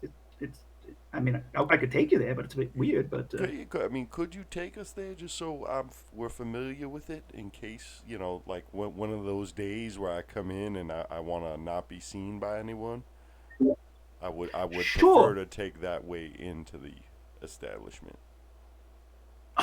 You know, you lady are an interesting. You're an interesting lady. I'm gonna tell you, Mrs. You. You're clever. I'm like, come on. I'll show you. And while that happens, back to Whitworth. Whitworth, what the fuck are you gonna do? Okay, I'm gonna look to him. Well, thank you. Thank you for understanding. I would like some description if you don't mind, so you can keep the information, but keep to yourself, okay? Yes, yes, of course. I understand what how to keep a secret. And he kind of just look around you. What you Yeah, think, man? professions, you could learn some ability we never expect. Now, look, I I I I I I hope that we have an understanding, of course. Yes, that everything you see here is, I'm sure you understand, is allowed. So I'll allow you to do what you seem to be doing for the moment. You won't have an issue with anything that we do here. I have your badge number and your captain's name, and I will call him eventually to find out what this is about. That someone is going to have to pay for the hotel bill. Let us not forget that. I will expect that that will be cleared in an appropriate amount of time. What are you concerned about? After all, this is creme de la creme. I see nothing here that's concerning. Good. Well, sir, please enjoy yourself. You can have a dinner at the garden room. The tea room is still open. There shall be some Charleston dancing upstairs, I believe, in the roof garden, and or you can wait here in the lobby comfortably, or go up to Mrs. Joyner's room. Yes. Yeah, I'm going to that direction. Yeah. Okay. So what do you do? I go to Miss Joyner room. And there's nobody there. Fuck. The bitch. And I fuck. I know they will work together. Shit. Okay, So can I enter the room? yeah, you can enter the Or is it room. closed? Okay, I enter the room and I take a look around, trying to find any tip of where they may have gone. The If they left for good the place or they just the went out. there's food and drinks everywhere. Coffee's made. The box is gone.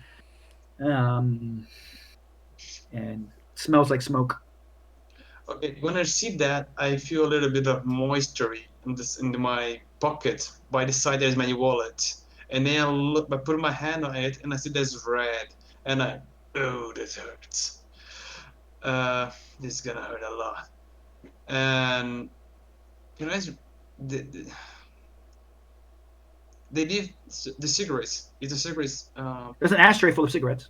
At least one cigarette. I know, but is recent cigarettes or It's like really? still smoldering. It's still a little bit of smoke coming out of that cigarette. Okay, there's still the room, the hotel. Okay, thank. They eat a lot, they drink a lot, but they did the place. They're not going to eat more. Only the fatty is. That's concerning. Okay, but the comments, she's gunning. Do I see the sarcophagus and the documents in the room? Like I said, the box with the sarcophagus and all the stuff is not here. They leave the fucking place. Shit. And I walk angrily toward the hall, trying to find someone that works here. And I close the door. I close the door lightly, slightly. No, lightly. Okay, very good. Um, why don't you roll a luck check? Oh, it's gonna be so nice. Ah, look at that, it's Oh, Bailey. shit. What imagine? You find someone cleaning up behind the mess that some people left behind.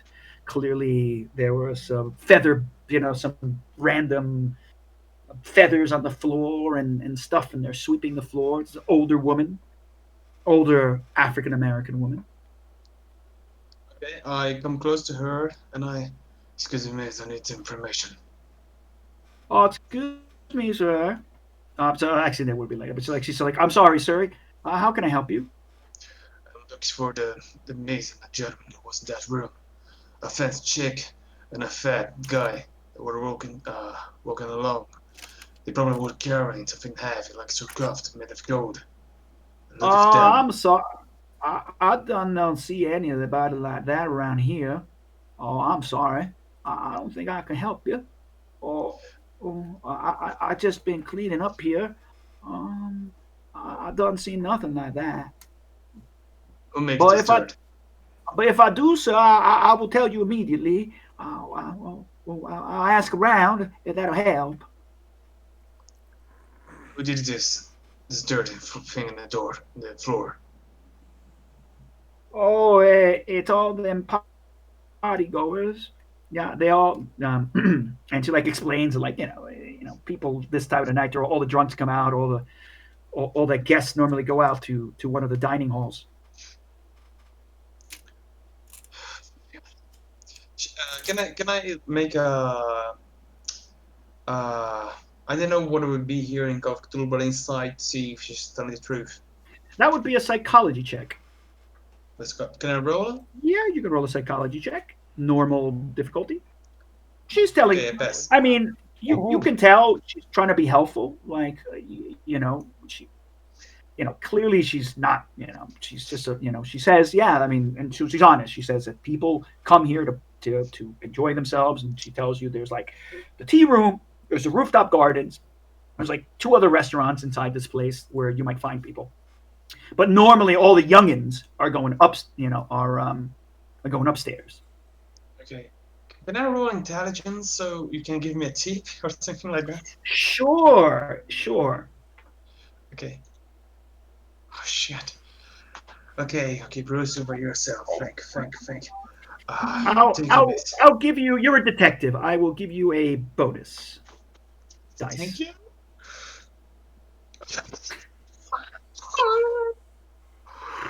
Yeah, the bonus Oh, dice is supposed to be one and then yeah. submit and bonus and submit, and it would have been like that. And I'm gonna change your character sheet so it stops doing that because it takes too long. So look, Oh, that you guy. you you don't think that they would have gone. You think that they might have just left the goddamn hotel. Oh, shit. That's gonna be a freaking big bill. Oh, shit. Okay, I take the main elevator and I stop like, fuck, yeah, let me think. If they go in the front room, it would be so. They will the testimonies. The guy in the front of the desk wants to take a look at us. She's cunning. She would think about that. Okay, she need to make the fatty go along with her. In that way, she would have to convince him. He has to eat. Maybe the chicken, the kitchen, no. No, that would be so far from the world. Um, the workers. The workers elevator. They went that way. Can I think like that? Yes. Let us say yes. So you will use some deductive skills. You're a reasonably smart guy. You're very intelligent, and you're very well educated. And yeah, you do a Sherlock Holmes. You deduce that they might would have left the hotel unscrupulously and in hidden. The back door. Yep. So, You look around. You find yourself a service elevator. You take the service elevator. You go down. You I will guess if it's find. like this. I'm just going to move things forward because Okay, otherwise we're going to okay, spend the rest of the adventure with you guys separate as you try and figure out where the fuck they went. But that was okay. some little bit of opportunities for you guys to explore the world. Anyway, let's get back on track. You will find, as you open the elevator, like the elevator opens for you to leave, you see a man, kind of a a little bit slightly disheveled, one of the sort of waiters, bellboy, bellhop service people here. He's scraggling. He's got a cigarette in his mouth. right? And like you shock him again, right? He's like almost he drops his cigarette. He's like, oh, jeez, man, you freaking scared me. And you see him like get into his act. Um, I step forward. You're acting weird. You're hiding something. Tell me. not nothing. What do you mean? Why are Oh, you why are you in the service elevator, sir? Why are you so concerned about that? Bru- Brucey, leave Freddy alone. Oh, Oh, come on. You got to him. and you're a little off, right? I mean, I imagine this was like after Booth. Well, look, it doesn't matter. Is this what you were Because trying to I trying imagine to No, no, what no, say? no, no. He would have told you where to go, and he was like goodbye. He went to the elevator. He told you go this way, this way, this way, and you can get out. You were walking down that, and then started to walk down the hallway. The elevator opens, and that scene happens like that. Okay, done. Your guys are together now. yeah, because Okay. I imagine that when I was in a bit, I didn't saw the Miss Cummings and give me by the side. So when I walk, I wasn't looking forward to him, and I didn't look around. I didn't notice. That's why I Yeah, surprised. you probably walked right into him coming out of the elevator in a hurry, and while he Okay, was trying to come in, and all and that then when happened. and then it's coming scene.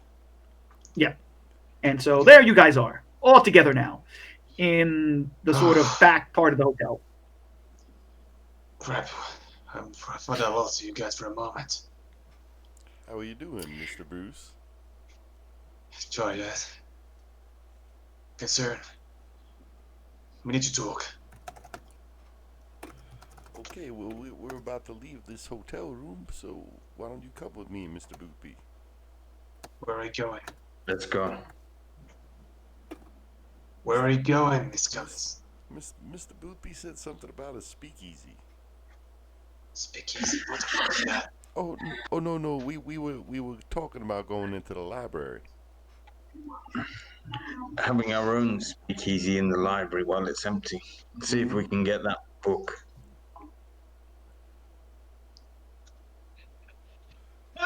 uh, okay. I was.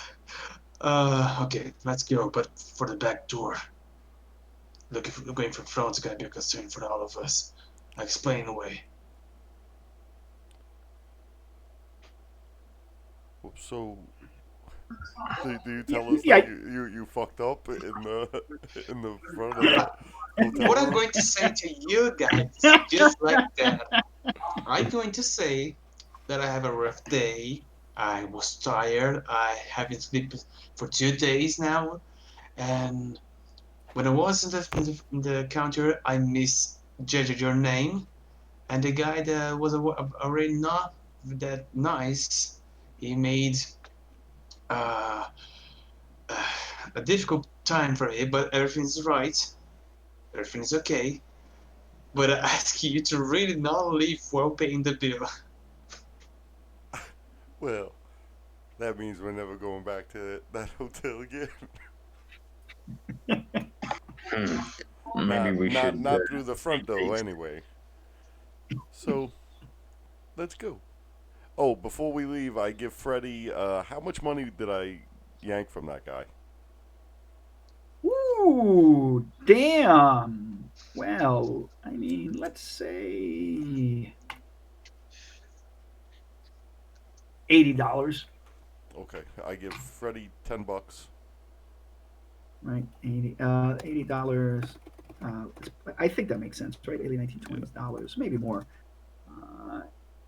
Uh, that's about $1,000 worth. Okay, $80 in 1920 ish yeah. is about $1,000 now. Yeah, that I makes give sense. Freddie $10 and tell him don't forget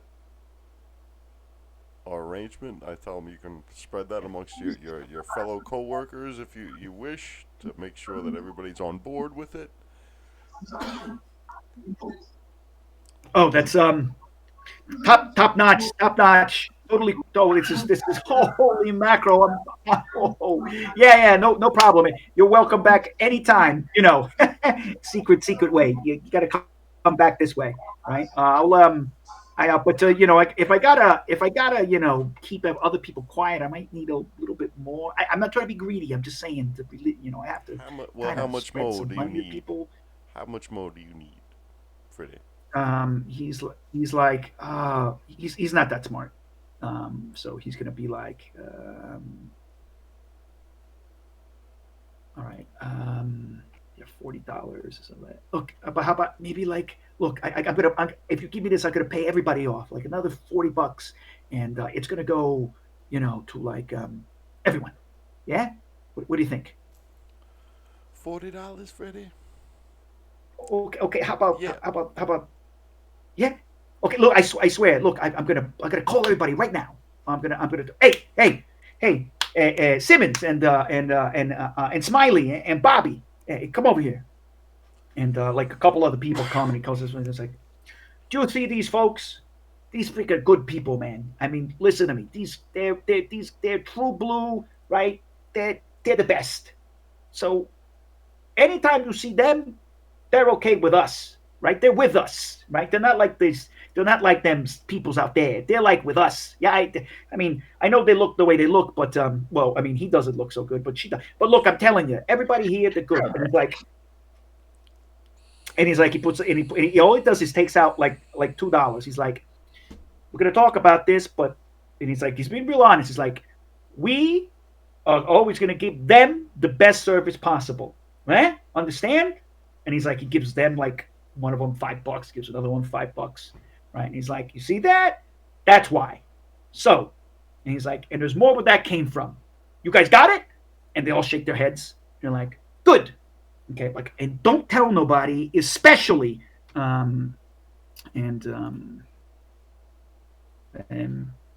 especially the big man at the desk. Yeah, good. All right. You see, I was being honest, Miss Joyner. Anytime, I'm gonna work this all out for you. Okay. Well, Puts thumbs up. thank you, Freddie, and good day to you. He sort of bows. And a good day to you, ma'am.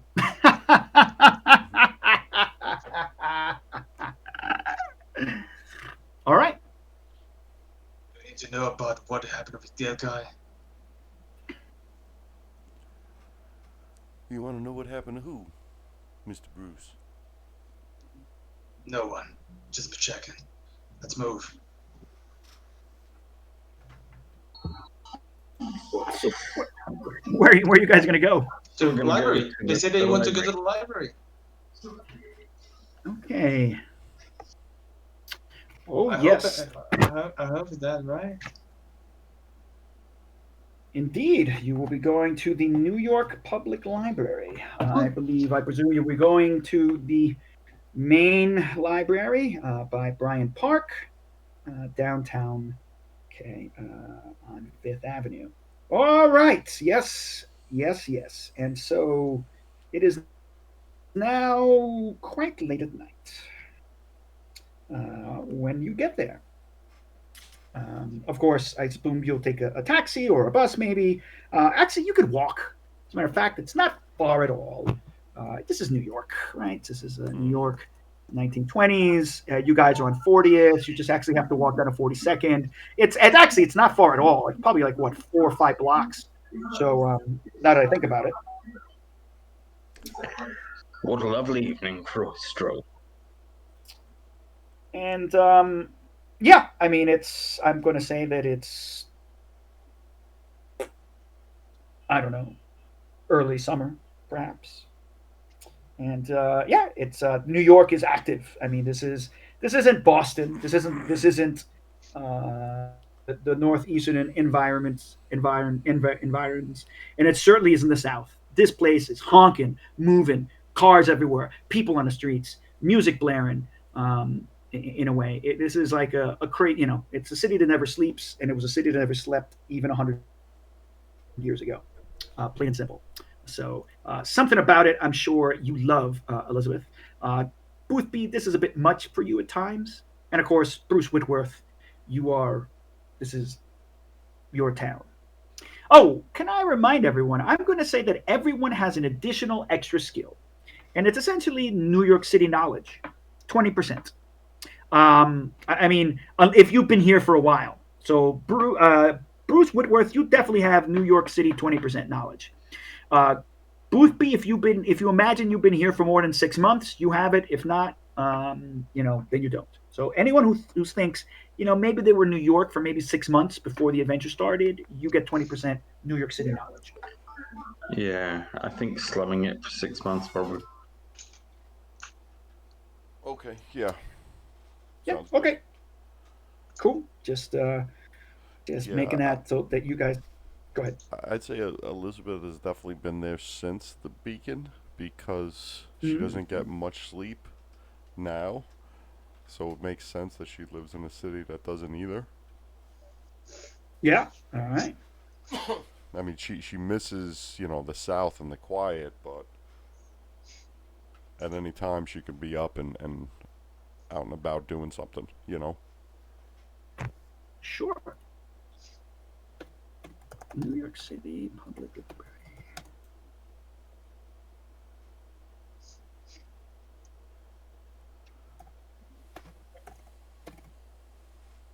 Well, And must have. so Sorry. Boothby has been chasing. Boothby has been like chasing. You know, I mean, New York is definitely the center of art dealing, right? There's major multiple universities in the area, Princeton, Columbia, all sorts of stuff, and of course, it is the heart of the biggest economic and financial boom in the world at this point in time. So if you've got criminal connections and you want to make money, whether it's up on the up and up or the down and low, you come to New York. All right, so you guys are going to have to try and get yourself into the fucking library. How are you going to get into the New York City Library Front door? after hours? Since it's essentially midnight now. Come on, guys, again. Well, Mr. Whitworth, do you think you might be able to wave your badge around to security guard and Oh, police work. Yeah, I think I we're could doing try. we're doing special research. Maybe I could try. By the way, I believe we have no return from the what was the name of the old lady that received a phone call? I believe it was Gertrude. oh, Gertrude, that brings back memories. Well, we certainly have her answer for her old man, right, Mr. Gilby? Oh, okay, I'm gonna try this thing wasn't she badge again. sending wasn't she sending us a book to the library? She was supposed to just take a look for the things, but we don't fear Un- that.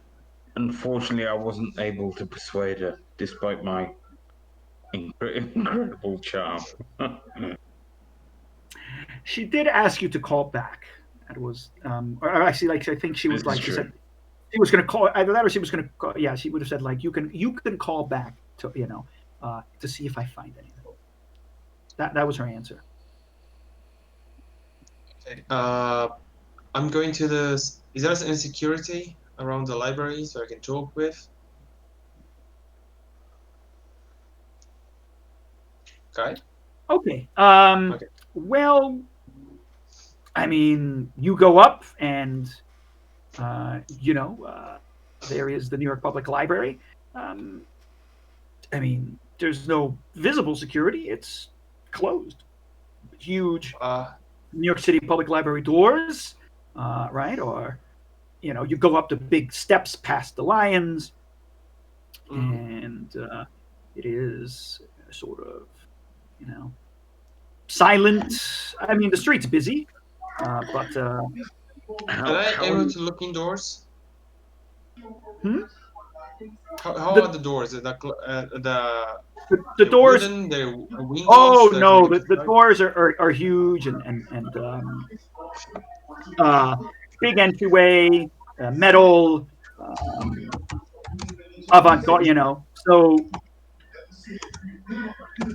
how are you going to go about this? Do I see anywhere that it could be like a bell? No, for delivery, something like that. Um,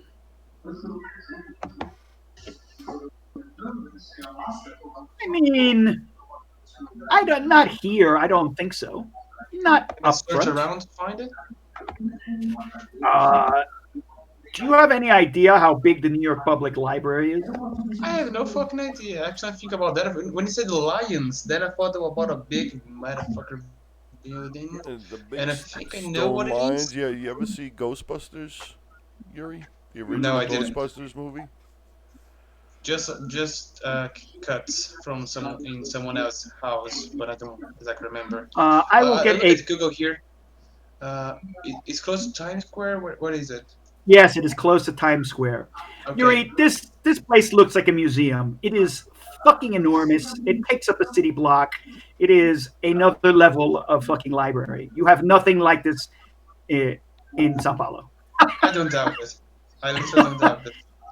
It's It like is, Fifth Avenue, or is the one Fifth Avenue or yeah, 23rd Street? yeah. It's that big one. So here's the point.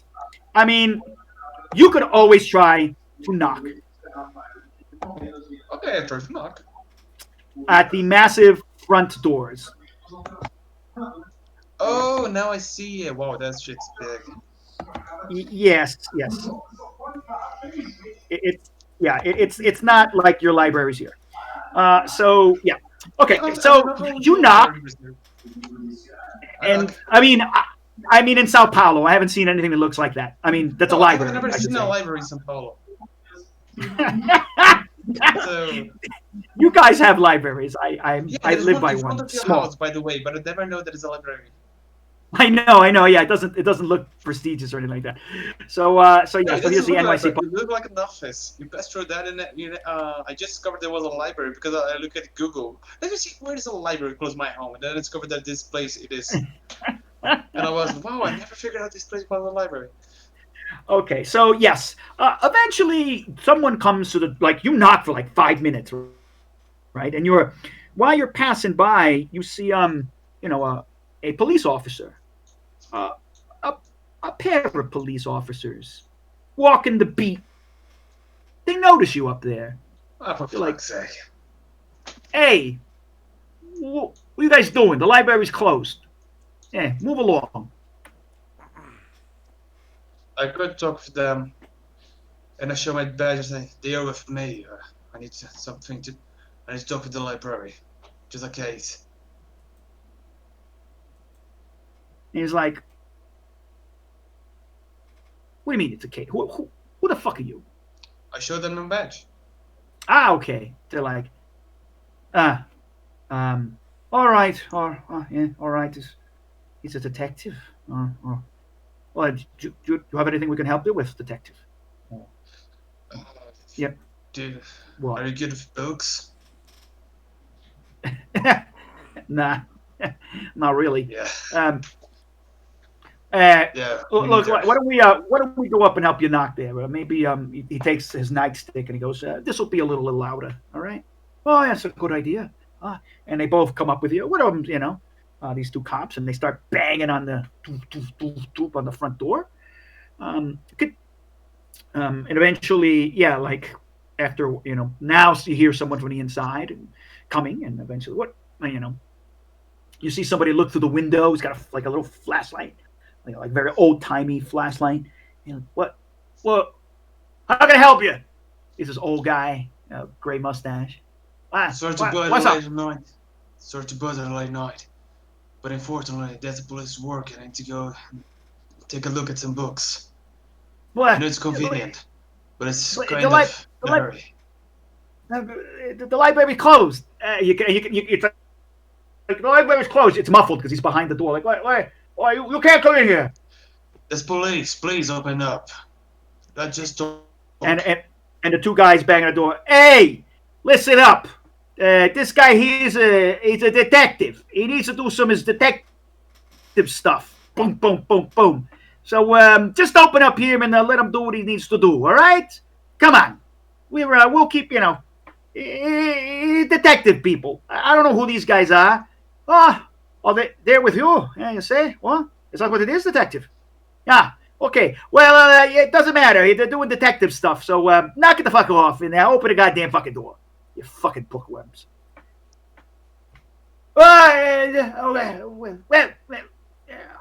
All right, yeah. And door opens up, and he's like, this small sort of older guys, you know, dressed in this simple, semi-policey thing. He's like less policey and more like a worker. It's like, oh well, we're fine. Um, you're gonna have to give me your badge number and things. And he's like, oh, let me see. Okay, oh, very good, very good. Well, your the open stacks are available to you. I can't open anything in the special stacks. I don't have that. But please be careful and don't break anything. I'll lose my job. Don't worry, man. It's just a quick search. I know we made a lot of noise, but it's not our interpretation. But just don't take a look at some books. And then I wave at Clement and Buffett so they can come close. And I thank the other two officers. Thank you. I appreciate the help, honestly. Yeah, no problem. No problem, detective. We do your detective stuff, and we'll keep the peace out here. You What use are you your guys' brains, names? and we'll use the stick. Kai, What are you guys' is names? there some sort of check I can make to see if these guys are crooked?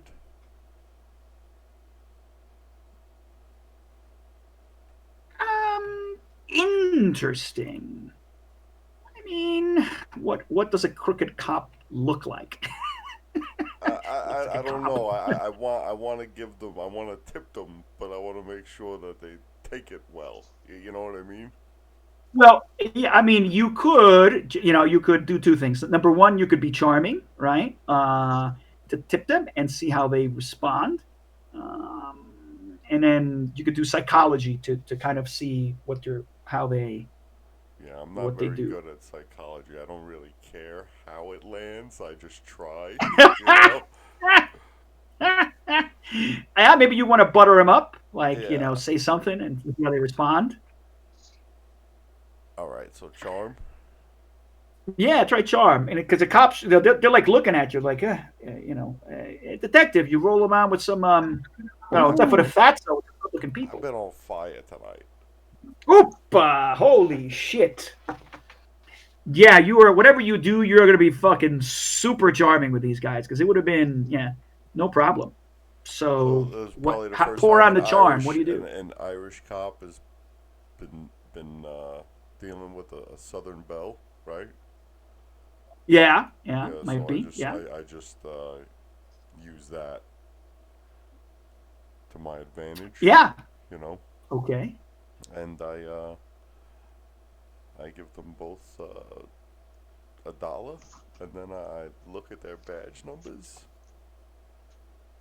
and I ask them what their Okay. names are. Yeah. Okay. The two cops give you their names.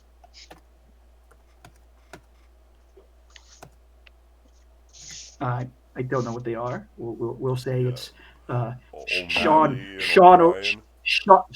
Sean O'Shamus and Louis Goma. it's it's a good job none of us are Irish.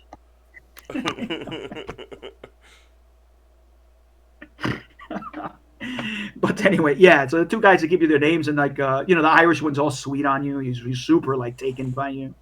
He's like, oh well, oh oh, it must be nice being a detective. Oh, the kind of things they get to do. Well, ma'am, it's a pleasure working with you, and don't worry, we didn't notice you coming in with a detective. Wink, wink. Right, because Thank you, probably he's sir. not supposed to be. But if we ever see you again, of course, we'll be right happy. Maybe I could take you out for a drink one day. I know all the places you wouldn't believe. Why, why, Seamus? Are you hitting on me? Seamus, Seamus. Like Seamus, oh he like Seamus. no, Yeah. Seamus, oh Seamus, O'Shaughnessy. but his face turns red. Right? He's definitely like embarrassed. But he's like, oh, well, oh, well, just a little bit. He's like, kind of looks on the floor and like, he cry, it does that kicking away the dust with his feet thing on the concrete in front of us. Oh, but if you ever, oh, yeah, I hope I see you again, maybe someday. Our city's big, but this is our patrol, around the library and all this area here. So, I'll be keeping an eye out for you, you lovely lady. Why, thank you. You have a good night, gentlemen. I shake their hand and I go in the library. Come on, Boopy. Let's go read some shit. Let's go.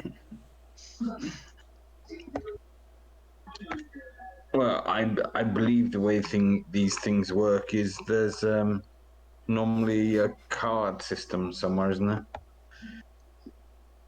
Seamus O'Gallagher. So, well, this is a time where you guys have something called library use. Yeah, and this is one of the Yeah. great, very specific Call of Cthulhu type skills because you're all supposed to do Don't make research me and stuff. roll it. We actually So, we may not need it because we have the old man. who has the? Oh, he immediately sits back down on a chair that's by the front door after he locks it. He bolts it. And he puts his kind of cap. And he got one of those like golfing caps on, right? And he just puts it over his head. And he's like, oh, well, you go look what you're looking for, and don't break anything, okay? Yeah, no use for He, me. and he starts closes his eyes and he snuggles up and he starts trying to get himself to sleep. Okay. Okay, library use. I have 20. Yes. Yeah, I have 20 as well. I have 70. What? Ooh. Well, someone's very good at library use. Now, tell me, what are you guys here? What are you looking for exactly don't know. in the New York Public Library? I'll By the way, go the for New York Public Shelley. Library has like hundreds of thousands of books. I go straight for Hundreds fiction. of thousands. De Vermis Mysterious. The mysterious worm, or whatever it's called. You sure? Is there anything else you would like to research? Because I mean, the New York Public Library is like a near infinite font of information. I would like to steal Mary Shelley's Frankenstein. Okay, you're gonna steal Mary Shelley's Frankenstein. Yep. So whatever copy they have, you're gonna steal it. Yep. Um, I'm gonna maybe fill out a anything. library card, but I'm gonna take it. It's gonna be Yeah, under a fake yeah. name. Mrs. Joyner. Yeah. No, not Mrs. Joyner. Maybe anything by Ludwig Prynne or Edward Kelly or I mean, John Dee. sure, Edward Kelly. Yeah, who translated. Yes, Ludwig Prynne, John Edward Kelly, and John Dee. Yeah, you guys can start researching some things about those gentlemen. Anything else you'd like to research? It's living less and better. No, I didn't. Joke. Okay. Small sarcophagi. Small gold sarcophagi, the picture book. Okay. So you want to find something about the sarcophagus, perhaps? Okay. You guys do have, you have that. Okay. So you guys already had some inkling about those things. If you're going to search about the sarcophagus, and specifically, you will have advantage on that roll because Miss Cummings already knew it was Egyptian and from the Middle Kingdom. So first off, if you want to do that, that's easy. So go ahead and roll me a library check at advantage. Who's doing that? That a boy, Mikey. Wow, that's impressive. So Surprised myself. that Let's is prepare. fantastic. Uh, yeah, and so you find out a bit more about the sarcophagus, and you find out this. Holy moly, found it. So a little extra information. Uh, so that is so. Um, I'm going to say with that role, you also. So who has a cult? I have a code, I have 50. Yeah, I remember you had trouble last time figuring that out.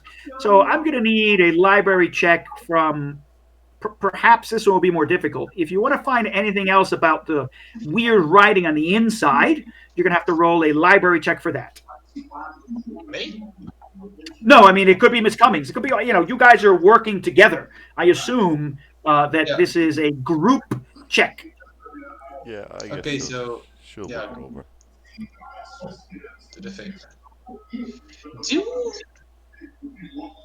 Man, yes. So Miss Cummings finds information about that because she's a fantastic. She like rips through the card catalog and instantly finds exactly what she needs. She is pretty remarkable.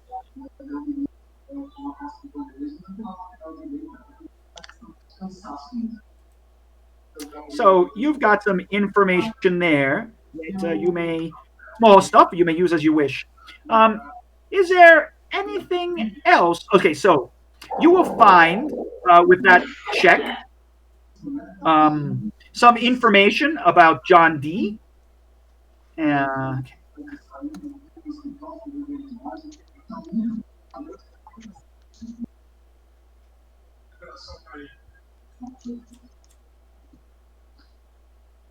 and you will find interesting things like, I guess it'll take you several hours. Yes, John D. and his Enochian language,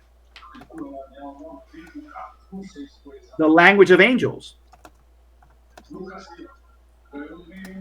And of course, John D was essentially a court magician. Um, I don't know if you can actually get that or not. Actually, it's a telegraph, so you may not be able to have access to that. So you find a fair amount of stuff, and that ends up. We're going to put this. Yes. Yeah, of course, John D was the court magician of Queen Elizabeth, and then John Edwards.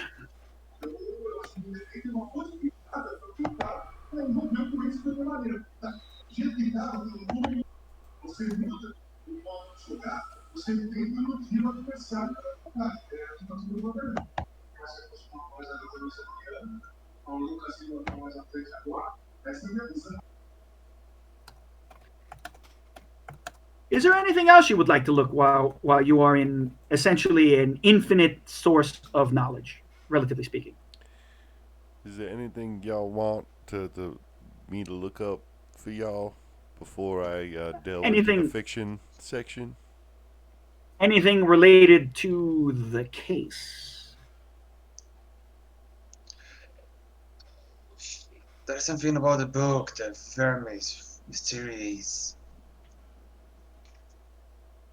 Can we look up maybe some occult knowledge on how to um banish a demon or Hmm.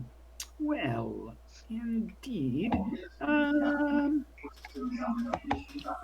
I mean, uh, with your you've got a successful check that gave you the occult the you able to find some things out about the weird language in the back of this, and yeah, I mean you're going to find a slew of more mainstream occult books. I mean this is the 1920s, and so there's a fair amount of uh, it's rather the 1910s. It's about 1920. Uh, you will already know that and there's a section, but you will recognize that there's a fair amount of books that you are looking for that are in the special sections, not in the open book stacks. You don't know where the special section is or what this means, but they're like printed in red and have like a special thing that says, I'm by gonna by special go. request only. I'm gonna go to the security guard and ask him where the special section is. Is that Uh, one letter thing?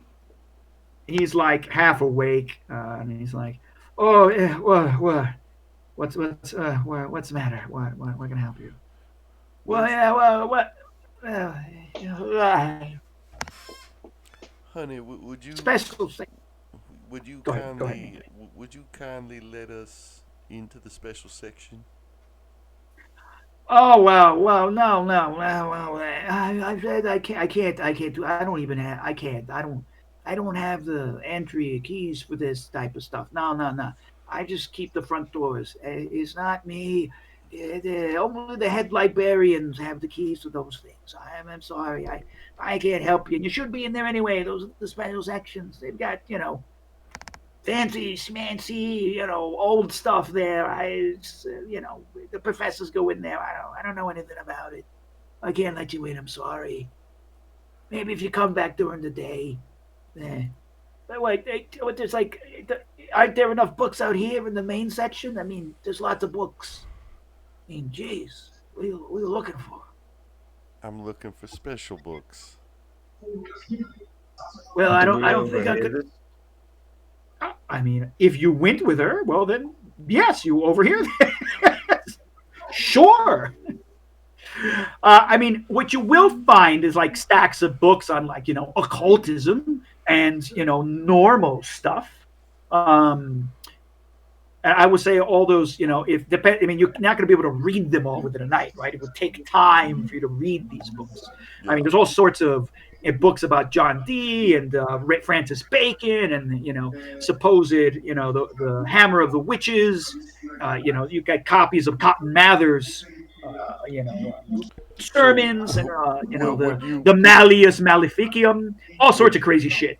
so these are probably like sections in enormous books, right? Like maybe like a chapter or two dedicated to something like that, right? I, Yes, yeah. I mean, yeah, you have all these books of the occult, and you have all these random, all sorts of different types of possible manners in which you might banish demons. It's all contradictory and really confusing, quite So frankly. I whispered to the others, "Are you guys any good with locks at all? Not my expertise. Usually, Locksmithing is not something I ever learned, to be honest." usually locks open with my mouth, Mr. Boothby. I wonder if we could find this special section and see whether we can unlock it. I'm sure we could force our way in, but that would make a lot of noise and probably alarm our security guard friend over there. Yeah, and have my badge number. It's got second today. Unless I mean, I maybe distracted him while y'all retrieve the books, but do you even know what you're looking for? I know where the thing is. Maybe Or so. we, Maybe underground shit. or we could force feeding my bottle of whiskey slash aftershave. You know Hmm, what? That's a good idea. it is a fantastic idea. Why don't you take a swig of that before you give it all to him? Yeah, let me just take a little nip. Oh my goodness, that's disgusting. Well, it will Hey, certainly put hairs on his chest, if nothing else. the baby's coming. It's now time to shine again.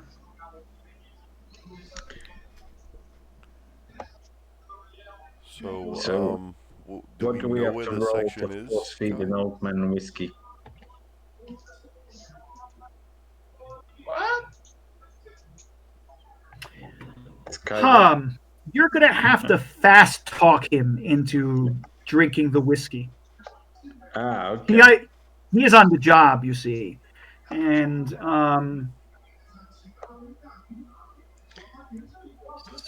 so let. Here you go, old timer. Get some of that down your neck. Whoa, oh well, where did you get some of? Oh, where did you get This some is of that? straight from the Oh, Ritz wow. Carlton, you know. Don't pay Oh, any mind to the bottle. right, right. Well, maybe a nip or two will help me go to sleep.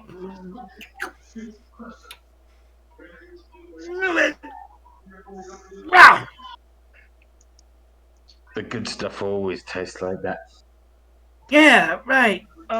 Sure. Yeah. Oh, I mean, it didn't taste like that back in the day, but I guess this is what the newfangled rich drink. Okay. And he just drinks some more. Yeah. All right. So, what do you Okay. So, I'm gonna give you some hints. Uh, Miss Cummings, Elizabeth, you probably found some. Oh, does anyone have archaeology or language? I have own language No, skills. no. Okay, all right. So that is not going to happen. Um, I mean, you guys, okay? So I mean, you found a bunch of books about Egyptian art, and you've clearly found some books. If you want, you could try and find some books about Egyptian hieroglyphics, but you have no idea. You don't know enough about the language or about archaeology to do anything with these books. The hieroglyphics are just random meaninglessness to you at this point. Yeah. Okay, and so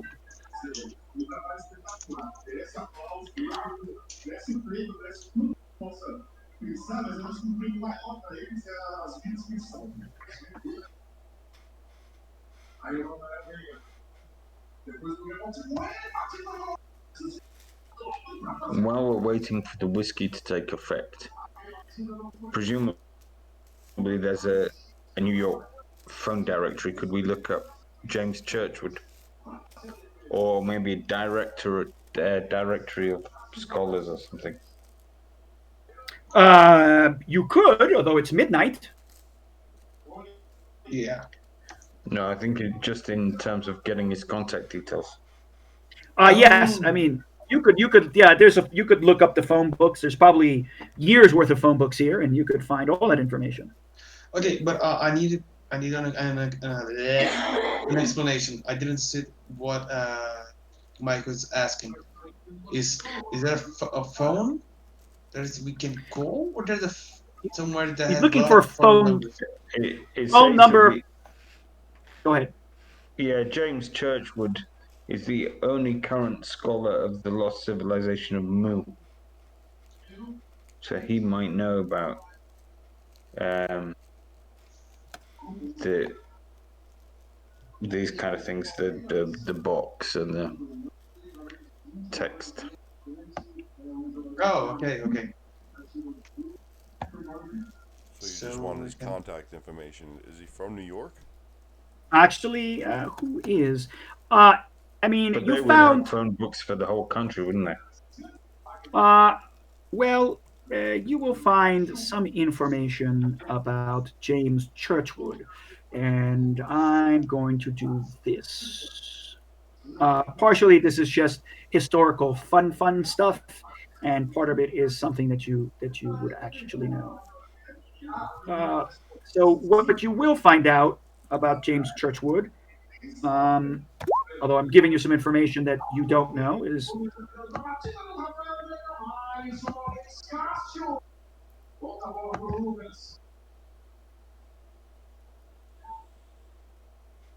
uh, so I'm going to do this.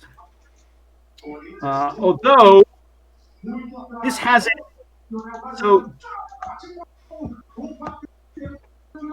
this hasn't, what I'm going to tell you hasn't happened yet because it's not 1924, but it's who James Churchwood is. James Churchwood lives in England, and you do not have his phone number. Oh,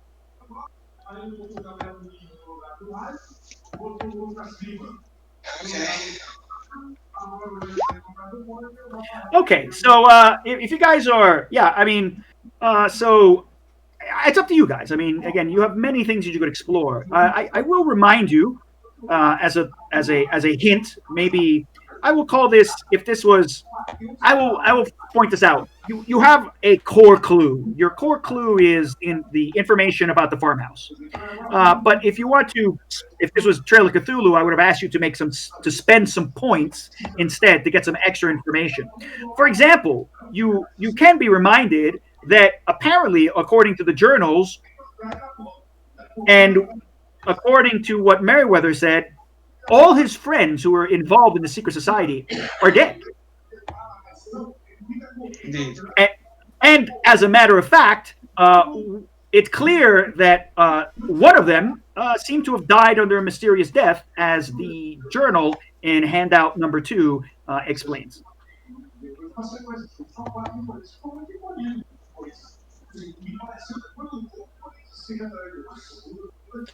And apparently, all at least 3 of them died successively in 1877. Another one in 1910, another one in 1919.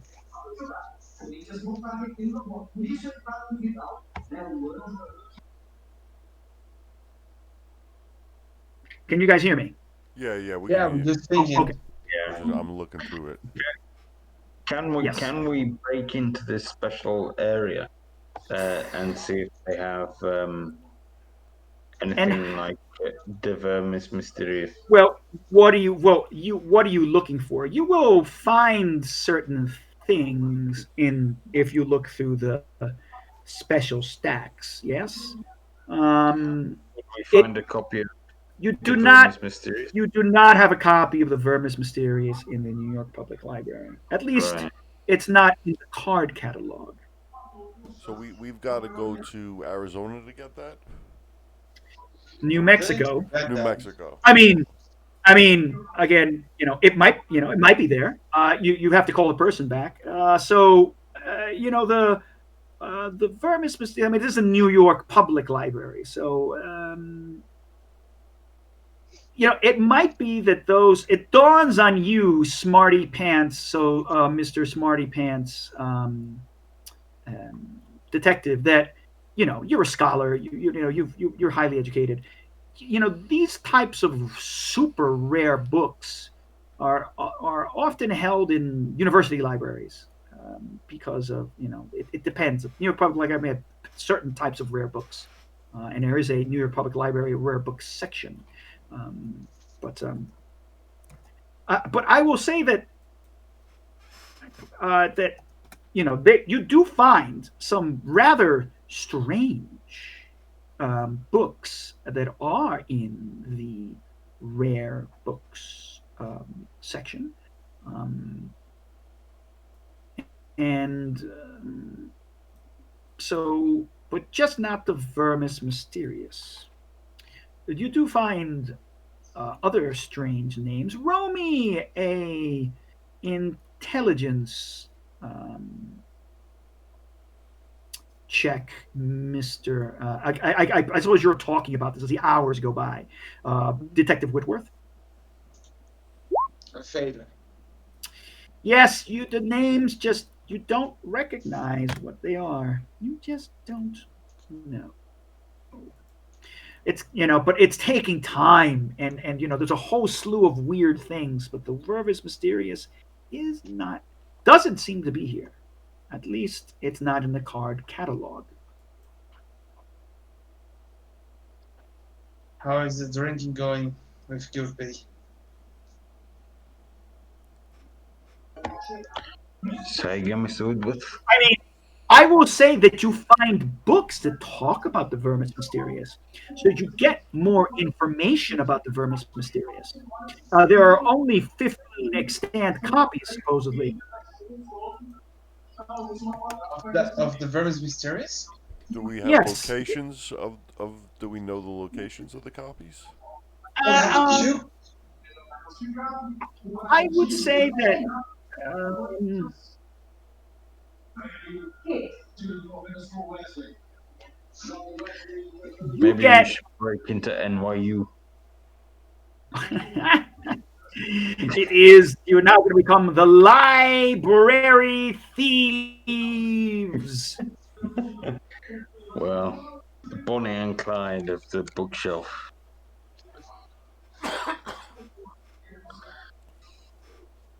So, and things that you do find out about the Vermis Mysterious, as interesting as they are, um,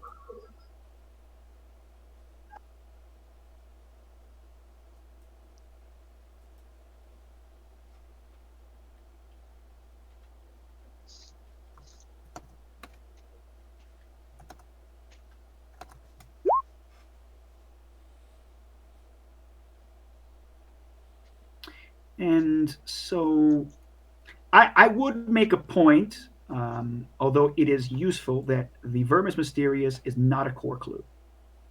This is sometimes where some aspects of Trail of Cthulhu are helpful. But we're looking for a ritual, really, aren't we? Something um, to return this. Creature back. Uh, Yeah. And you yeah, have found, and you have definitely, like, if you would spend, I will say 4 hours. It's about 4 in the morning. I'm just telling you. So you find some legends about Prin here, and then some things about how it was written. Um,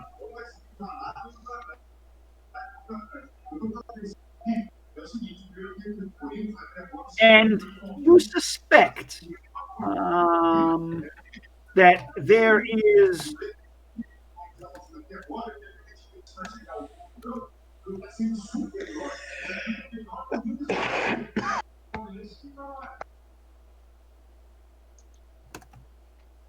Oh, and this name will be familiar to you, Boothby Grapho.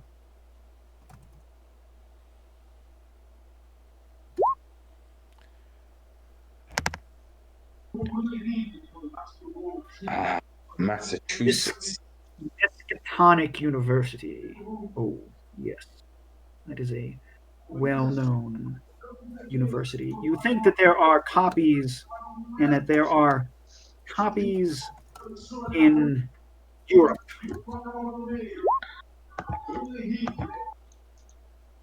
At least you definitely know there are copies in Europe.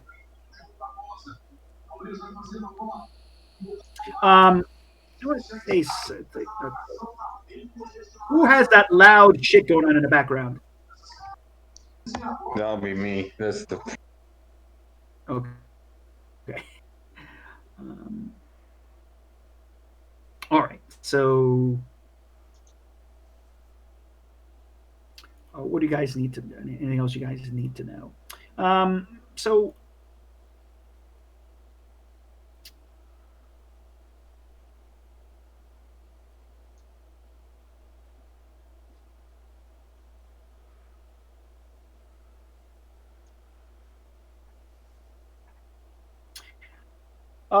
yeah, back. Who's got anybody got lock picking skills? What do you guys have in your attempt to try and break into the section of the library? What do you how are you guys going to do this? I go and I Uh, grab a book and I try to break into oh, wait, the can door. I try to like? How is it? Is it a door or is it a gate? Can you we They're like jump there's like over? no, you can't jump over. There's like gates and doors, and this is serious stuff, Oh, come on, right? guys. Just like how are you going to do this? I mean, it's Is it Well, behind? Is it's the door behind the now explained gate? that the to me how. security guard is drunk, can we not just relieve him of his He bunch of says keys? he says he doesn't have the key. Well, he might be Uh, lying. We could take the keys and try anyway. he might not have a key, but does he have a crowbar? Really? But does he have a crowbar? Oh, anyway. I don't know. Okay, anything but. Are we really going to become burglars? Oh shit, it's gonna fuck me Kai, up. would there be would there be maybe like an axe on the wall somewhere, like a fireman's axe? Whoa, whoa, whoa, whoa, whoa, whoa, whoa. Calm down, calm down. Don't forget, he had a bad Yes. remember. I I can like lose my the job in this, guys. I can lose my job in this thing. Okay, I don't want to lose my job. I like my job. It's a shit work, but it's I like it. If we knock this thing down, I'm screwed. Like, could we come back tomorrow? Talk to someone. I Come on, guess come on, I come on. guess so. You said yourself. You open things with your mouth. Come on, don't search for X. Please don't search for the X. Oh, okay, Mr. Bruce, you got it. I like the X idea. Yeah, everything excites you. Okay, Is there any? we can So try to lockpick. Just try really hard trying to lockpick once at least. What do you guys think? Can I just point out that everybody that has come into contact with this sarcophagus is now dead. I think the axe is going to be the least of your worries. I don't think Yeah, I've touched everybody that it was. yet, right? I'm sorry. What? I don't think I've touched the thing. I don't know. No, you Roll up. did because you figured out the letters. Yeah, let me roll some luck. Come on, Elizabeth. God damn it, Maybe. Elizabeth! Oh, Elizabeth, Nope. I'm coming. You all touch the box and the sarcophagus and all this stuff. The journals, you Oh, all pass it all between each other. I mean, you have to look at it. You could try and figure out the hieroglyphics and yeah. but everybody that died touching the thing also Elizabeth wore was wearing in the gloves. ceremony. Okay, so there are two necessary basic things. You have to touch the sarcophagus and summon a demon. Okay, let's just keep calm. Guy, can I try to lock pig just for the please of the mind? Um, yes. I mean, you could try and lockpick. I mean, that is fine. Okay. Holy shit! Okay. Okay, I You try. We have a fair are try. unsuccessful at picking the locks Of course I of the was. I various won. gates. You know, the gate that leads to the hallway that leads to clearly some locked doors that goes somewhere. It's security for really.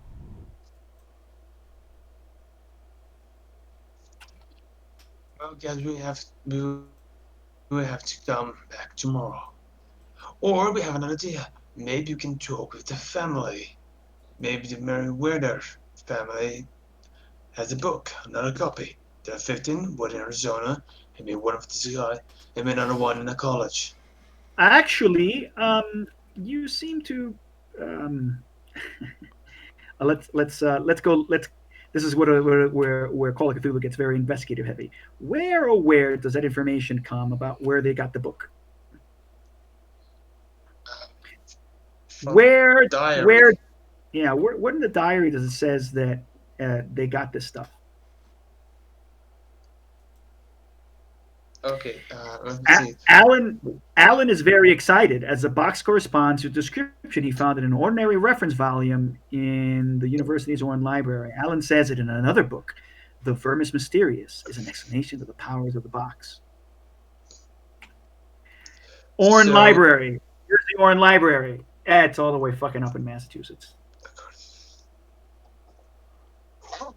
Well, that's better than Europe. okay, but Unless there's other copies somewhere else. Well, again, that's the problem. So. well, they probably had a copy because or assessed some copy close by because in the next notes they So described the thing not by notes but by the book specifically. We began can I the ceremony as Alan introduced it according to the scribe in the Vermis Mysterious. So like they followed the guide of the book. They might So have a can I book. remind you that the letter written that you got again. Okay, yeah, so, so the letter which I'm showing you now, which was presented to you from Rupert Merriweather, the one that you find in a box. Friends, in the years after the nightmarish events of the night of my youth, the method of delivering the thing out of this world is still in that accursed house. The translations made by Marion from the book to the Vermis Mysterious. I don't even know it. I was So never strong enough. it's in the house. We gotta go to the house. Oh, I still have my badge yet. I don't wanna go to the house. Goodbye, y'all. Look. Let's all take us a good sleep. Tomorrow we keep going. I asked a group of cops to take a look at the house. If they never contact me, we know they're fucked up. Otherwise, if they go in the house and come back, we know they have a chance to go in the house and try to find the book. I, I really, I really don't want to go, y'all. I understand your trouble, Miss Kellys. So you are welcome to step out if you feel not safe. But But Boopy, I'm going how do through you this. feel? I've got a fishy feeling about this, if you know what I mean. Guys, I'm gonna have to go. I'm afraid. It's okay.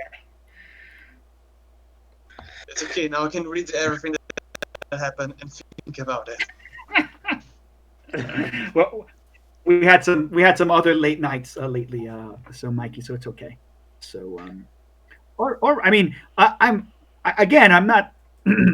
You cannot find Unless you want to continue a little bit while I have a snooze in the children's sure. section.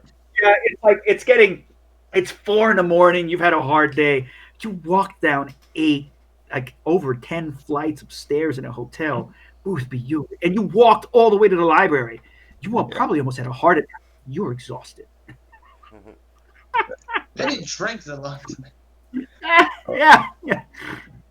I'll go and have a snooze, and you guys tell me what happens. Wake me up next week.